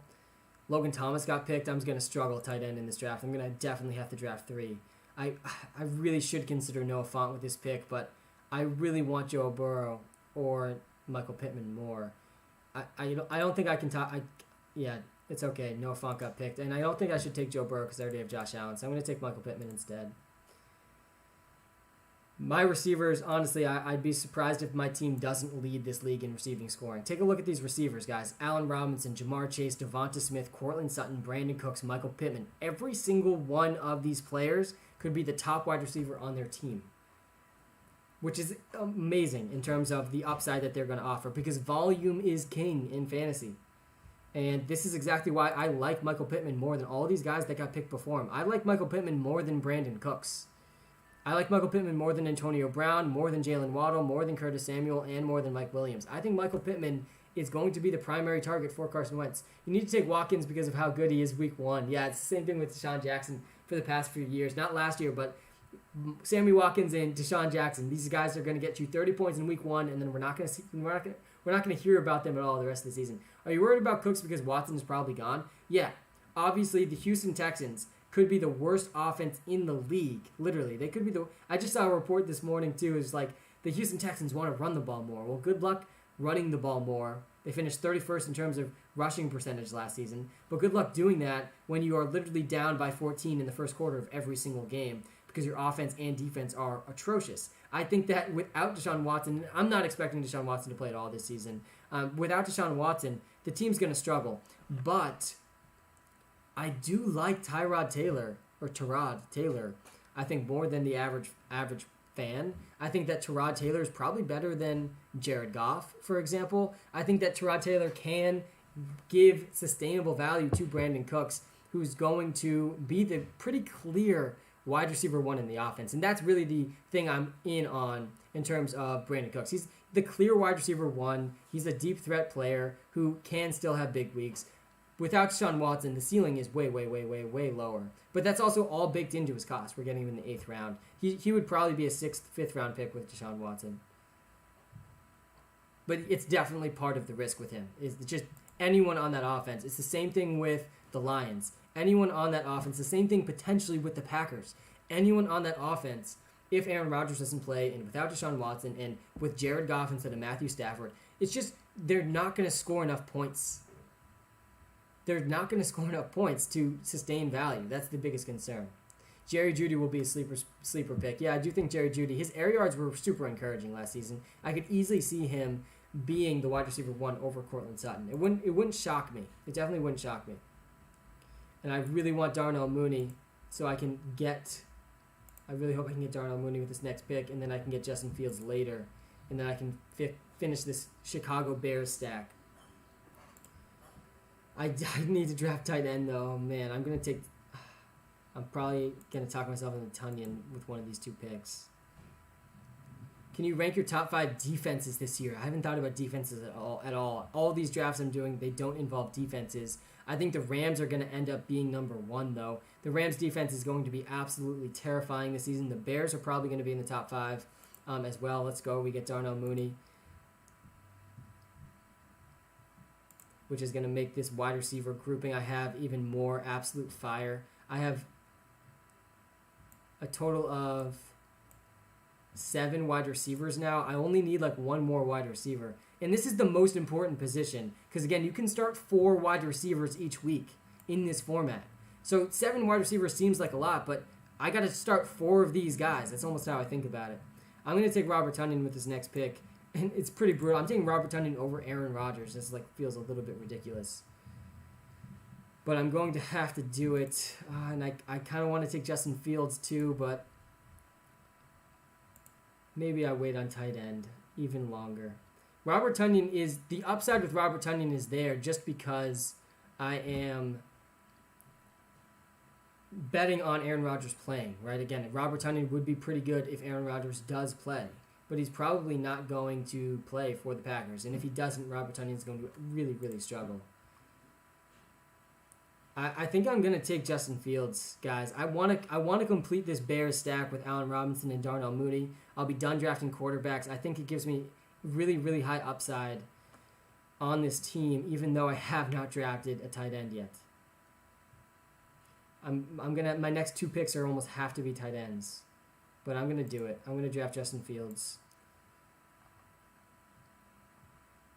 Again, the reason I like Justin Fields just a little bit more than Trey Lance is because to me Justin Fields has the better chance to start right away. Justin Fields is my most drafted quarterback so far in the a little over 100 drafts I've done so far. Take a look at this. I've drafted him in almost a third of my drafts because he has 99th percentile speed. He only has to beat out Andy Dalton, and I could see him starting as soon as week 2. Trey Lance has to beat out Jimmy Garoppolo, which is just much harder to do. Jimmy Garoppolo is a guy that we've seen succeed at the NFL level. It doesn't feel great drafting Justin Fields ahead of Aaron Rodgers, because if Aaron Rodgers plays, he's definitely going to outperform Justin Fields, but we don't know Aaron Rodgers is playing for sure. And this is just like a huge, huge risk to be taking in. This is one of the things I have to decide on when drafting this early. One of the season-long leagues I'm in just did away with defenses and kickers. Too random. Yeah, Matt, I love leagues that don't have kickers and that don't have defenses. And if you notice in the WalterPicks app, if you haven't checked out the WalterPicks app yet, guys, you got to check it out on the iOS App Store. I've spent almost 10,000 hours building this app that helps you dominate your fantasy football leagues. But if you notice in the app coming soon, we will not have a defense or kicker anywhere in the app because we're kind of getting this philosophy of like any second in our day that we're wasting thinking about kickers or defenses that really are so random and just don't matter that much in fantasy. And are mostly matchup based anyway, is just wasted time. So we're just going to do away with them. Use your last 2 picks in your fantasy leagues on kickers and defenses. Picks are hoard. I don't know what that means. What about Anthony Ferkser or Jared Cook? Yeah, Anthony Ferkser I liked before the Julio Jones trade, and now I definitely am out on Anthony Ferkser. He's actually, I think, my 4th most drafted tight end. If you look at this list, because I liked him before the Julio Jones trade. But I do think that you could talk yourself into Jared Cook, because Jared Cook is now the number 1 tight end for the Chargers.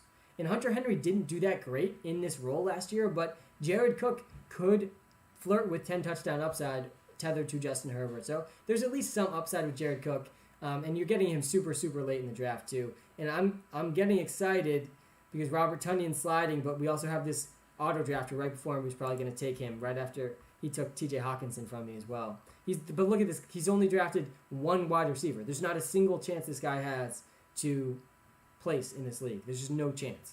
There's not a single chance. His wide receiver scoring is going to be so much lower than every other team. Again, you start 4 wide receivers in this league. And we're doing a live draft on YouTube, guys, so if you don't understand what I'm talking about, I'm doing a live draft on YouTube right now. And Robert Tonyan gets snagged right before me, which is disappointing. Honestly, the Jonnu Smith-Hunter Henry stack, this could be the team to try it out. I don't think it's worth getting both of them, though. Suffers apparent ankle and injury.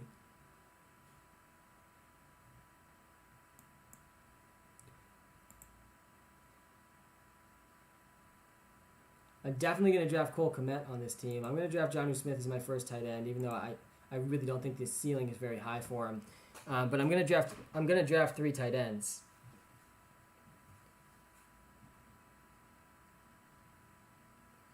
I'm definitely going to draft 3 tight ends. I'm going to want Cole Kmet, and I definitely am into Gerald Everett as well.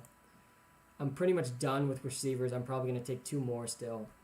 But later in the draft, I don't need another quarterback. I do need another running back. I think my favorite last running back to take, see if I can find him here. Unless he's already been picked. I already have Clyde Edwards-Helaire. Did he already get picked in this league? Let's take a look.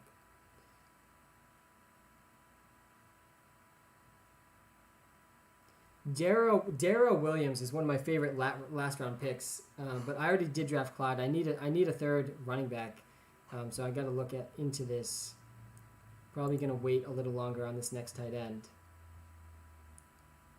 The running backs available are definitely nothing very exciting. Devin Singletary, though, I'm probably going to end up taking him. I think it does have like somewhat interesting upside. Zach Moss is the only thing ahead of him. Zach Moss isn't like that exciting. I do think Zach Moss is going to lead the 1A to kind of the 1B of Devin Singletary, but you're getting Devin Singletary who's going to get half the work in the backfield on a really good offense. So in the 13th round, and just looking at what's left, I feel like he's significantly ahead of all these other guys. And again, this team, the hyper-fragile running back approach that I'm taking, I'm really, really banking on Alvin Kamara and Clyde Edwards-Helaire being healthy throughout the entire season and being very, very consistent fantasy producers. This is the big risk that I take with this approach.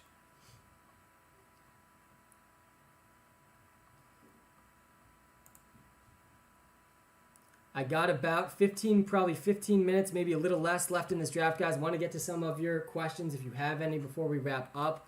What app? This is the app that I'm drafting on. This is called Underdog Fantasy. If you do sign up, use code Walter. We do have a partnership with them, so appreciate using our promo code Walter. If you are talking about my app, though, WalterPicks app, if you're on TikTok, we have been building this for a little over 10,000 hours now, and we are ready to dominate fantasy football leagues with this app this season. It leverages Walter, our artificially intelligent algorithm, to dominate fantasy sports. And I cannot wait for this season, guys. It's going to be a very, very fun season. And Adam Trotman gets picked, which is a little disappointing. I'm definitely going to try to take Cole Kmet with my next pick if he is there. And I don't think Gerald Everett's been picked yet either, so I'll look at him as well.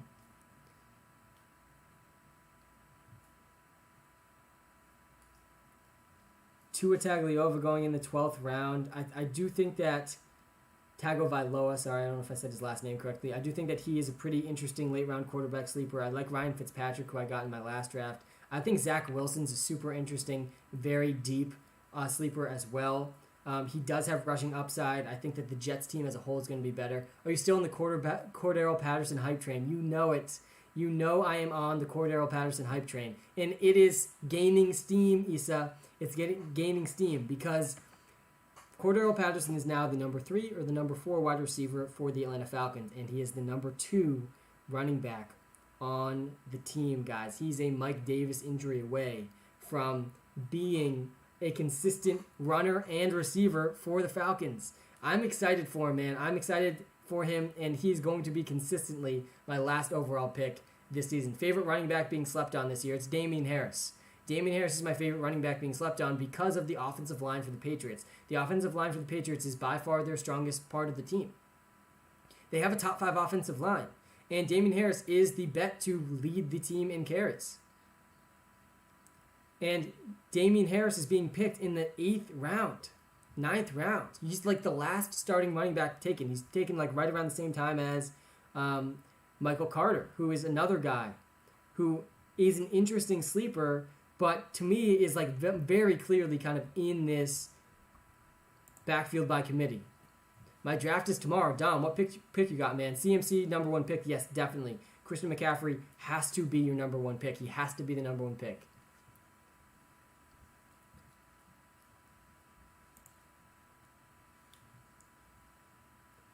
And I'm going to be drafting my last 2 tight ends, hopefully, with these 2 picks. I'm doing a live draft on YouTube for everyone tuned in on TikTok, so you can follow along. I'm feeling pretty good about this team in terms of upside. Obviously, the tight end position is going to really struggle, which is why I'm going to draft 3 of them.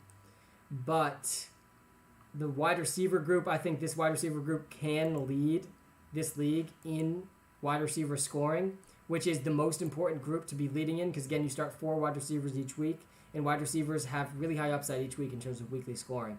And the 2 running backs I got, Alvin Kamara and Clyde, they are really going to be the reason this team succeeds or fails. If they can stay healthy the whole season, I'm feeling pretty good about that. I'm staying away from the Jets' backfield. They also got Coleman and the San Fran system. Yeah, they have Tevin Coleman there. They have Ty Johnson, who's probably going to be involved. I do think there's going to be 3 or 4 running backs rotating. What team you got so far? Yeah, so far in this draft, I had the 5th overall pick.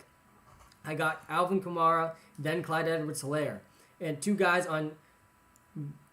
Alvin Kamara's going to be the number 2 receiver for the Saints. Clyde's on the best offense in the league and has very little competition. So those are my first 2 picks. Then I went with Allen Robinson, Jamar Chase, Devonta Smith, Cortland Sutton, Brandon Cooks, Michael Pittman, and Darnell Mooney. I'm really liking that wide receiver group. I also snagged Josh Allen in round 5. In round 5, I'm taking Josh Allen, Kyler Murray, Lamar Jackson if they're there. And pretty consistently, one of them is there in the round 5. I feel like people are going a little too far with the late round quarterback strategy this season. At the tight end position, though, I'm struggling. I have Jonnu Smith and Gerald Everett. I'm going to draft Cole Kmet as well. And I also got Justin Fields. So I have a good stack there with Justin Fields. I got Justin Fields stacked with Allen Robinson and Darnell Mooney. And hopefully, if I don't jinx it, 2 picks before I get him, Cole Kmet. And I probably am because the guys drafting before me look like they still need tight ends. But we will see. If I can get Cole Kmet with this next pick, I'll be pretty excited. Because look at the tight ends left, guys. There's literally nothing. There's nothing left. And Cole Kmet is a starting tight end. No more Jimmy Graham. Staying away from Aaron Jones, even if Rodgers stays. Seems like they're going to use A.J. Dillon a lot, too. No, if Rodgers stays, Aaron Jones is going to be just fine. Because Jamal Williams was involved, too. A.J. Dillon's taking the Jamal Williams role. I like A.J. Dillon, by the way. Best legs in the league for sure. But I do think that A.J. Dillon taking Jamal Williams' role isn't going to affect Aaron Jones that much if Aaron Rodgers stays. If Aaron Rodgers is not on the Packers, though, big time trouble for everyone in that offense because they're just going to score so fewer points. Jenna, what's a good app for a fantasy draft? Well, if you haven't done any best ball drafts yet, Underdog app is the best place to do best ball drafts. Use code Walter if you do sign up. We do have a partnership with them. But the reason we have a partnership with them is because I do believe they have the best drafting platform and app. But if you're doing like a season-long draft, I think the Sleeper app is the best app experience out there. If you need advice for your fantasy league, the single best resource is the WalterPicks app in the iOS App Store. 4.9 out of 5-star rating, which I'm super pumped about. We've had better accuracy than ESPN, Yahoo, Fantasy Pros, PFF. All of the big names, we have had better accuracy in the WalterPicks app than.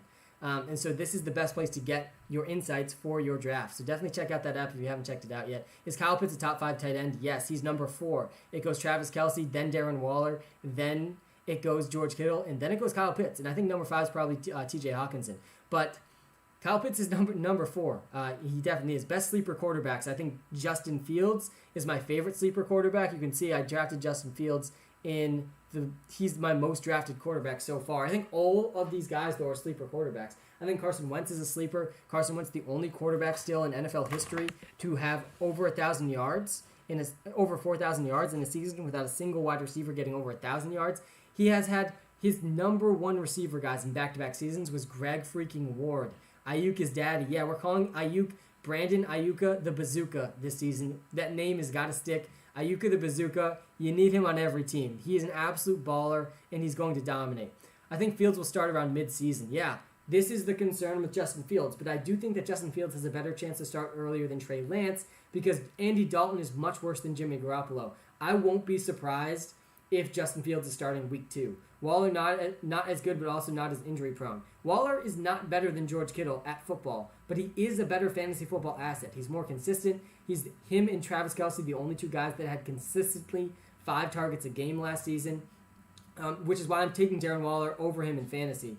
George Kittle is more talented, 100%, but Darren Waller also just has less competition for targets. And the big concern with George Kittle is Trey Lance. Because Trey Lance is not going to be good news for George Kittle in fantasy. They're going to become more run-heavy, and he's still competing with Ayuk and Deebo Samuel. So no way the Bears traded up for Fields just to have him sit and let Dalton play. Yeah, they are going to take a long-term approach, but I agree with you. Justin Fields is good enough to supplant Andy Dalton very quickly, and I could see it happening literally as soon as week 1. And we are in the last couple rounds of this draft, which means we're back to drafting wide receivers. Let's see what the running backs are looking like as well. Damian Williams is kind of an interesting one. I don't think I'm going to draft another running back. We will see. Maybe in the last round.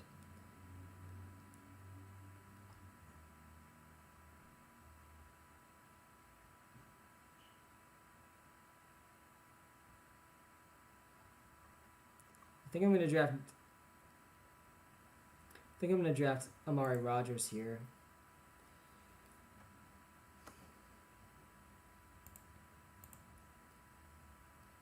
Again, I'd like the upside. If Aaron Rodgers does return, Amari Rodgers is going to return value at this draft price. Gaskin being slept on high key. Yeah, I do think Myles Gaskin is a really good sleeper. That's a good team right there. I do think that is a good team.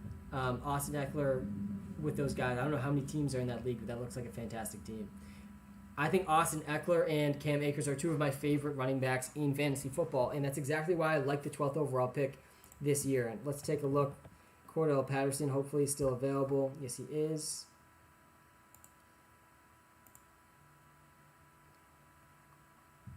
I'm interested in Nico Collins and Quintez Cephas.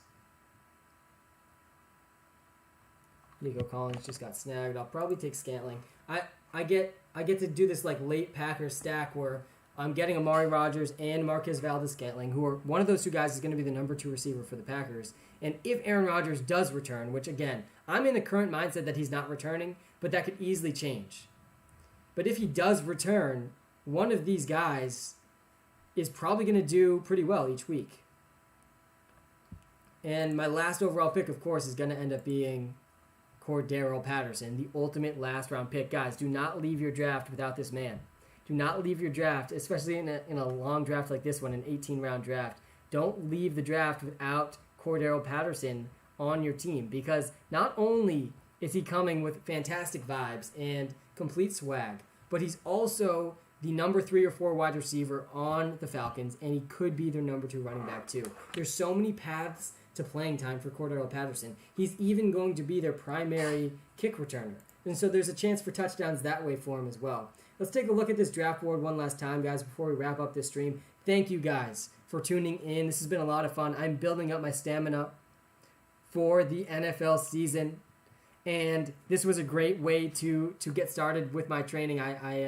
This was like a 3 to 3.5 hour stream, which is great. I'll be back every Sunday moving forward. I'm going to do my best to schedule. I haven't done a great job with this, but in the next month or so, I'm going to be scheduling out my live streams in advance to give all of you kind of just a quick background and advance notice on when I'll be going live, and I can try to keep a consistent schedule. Take a look at the last rounds here. Matthew Stafford's ADP is pretty low. I like Stafford a lot. I think Stafford's going to have a career year. Thanks, bro. A lot of fun. Thank you, Yusuf. Appreciate you tuning in, man. We are about to wrap up. Olamide Zaccheaus being picked before Cordero Patterson. That's just straight disrespect to our guy, Cordero Patterson. I think Cordero Patterson, by the way, career-wise, he chose the perfect team to sign with. And I will be wrapping up this stream in just about a couple minutes after I take this last pick of Cordero Patterson, and hopefully I don't jinx it here. Why is Stafford's ADP so low? It's really low because I think a lot of people are expecting this team to be run first, but I think it's going to be a really balanced passing attack. Thank you for the amazing stream, Sam. Thank you, Issa, for tuning in. I will be back live again this upcoming week. There's a lot of exciting WalterPicks updates that I can't wait to share with you all. I really can't wait to share these updates with you. I'm super excited about what's coming next for me career-wise, little hint, and just with the WalterPicks brand. So there's a lot of life updates coming up for me and a lot of just exciting things happening. And every day we get closer to the NFL season, you're just going to see me get more and more excited. Just like in my Sunday NFL live streams, as we get closer and closer to kickoff, I just get more and more excited. Should I pick Eckler if he's there? Yes, Jenna. Pick Austin Eckler. Don't even second guess it. Austin Eckler is going to win fantasy football leagues this season. You should not be second guessing Austin Eckler in fantasy football. Anthony Miller is picked before Cordero Patterson, Keelan Cole, all these guys that do not have the same upside as Cordero Patterson. And so with my last pick, this guy, look at this. He drafted 8 running backs. Oh my holy auto draft. Look at this. He snagged TJ Hawkinson from me, but he ended with 8 running backs. He doesn't even have enough wide receivers to have starting wide receivers each week. Absolutely insane. Absolutely insane. Oh, I'm going to end this draft with Cordero Patterson. Guys, thank you for tuning in. Have a fantastic rest of your day. I'll be back live later this week, probably Wednesday this week, but I'll do my best to post a video about my live stream. Thank you for subscribing. If you haven't subscribed yet, definitely do that. And have a great rest of your Sunday, everyone.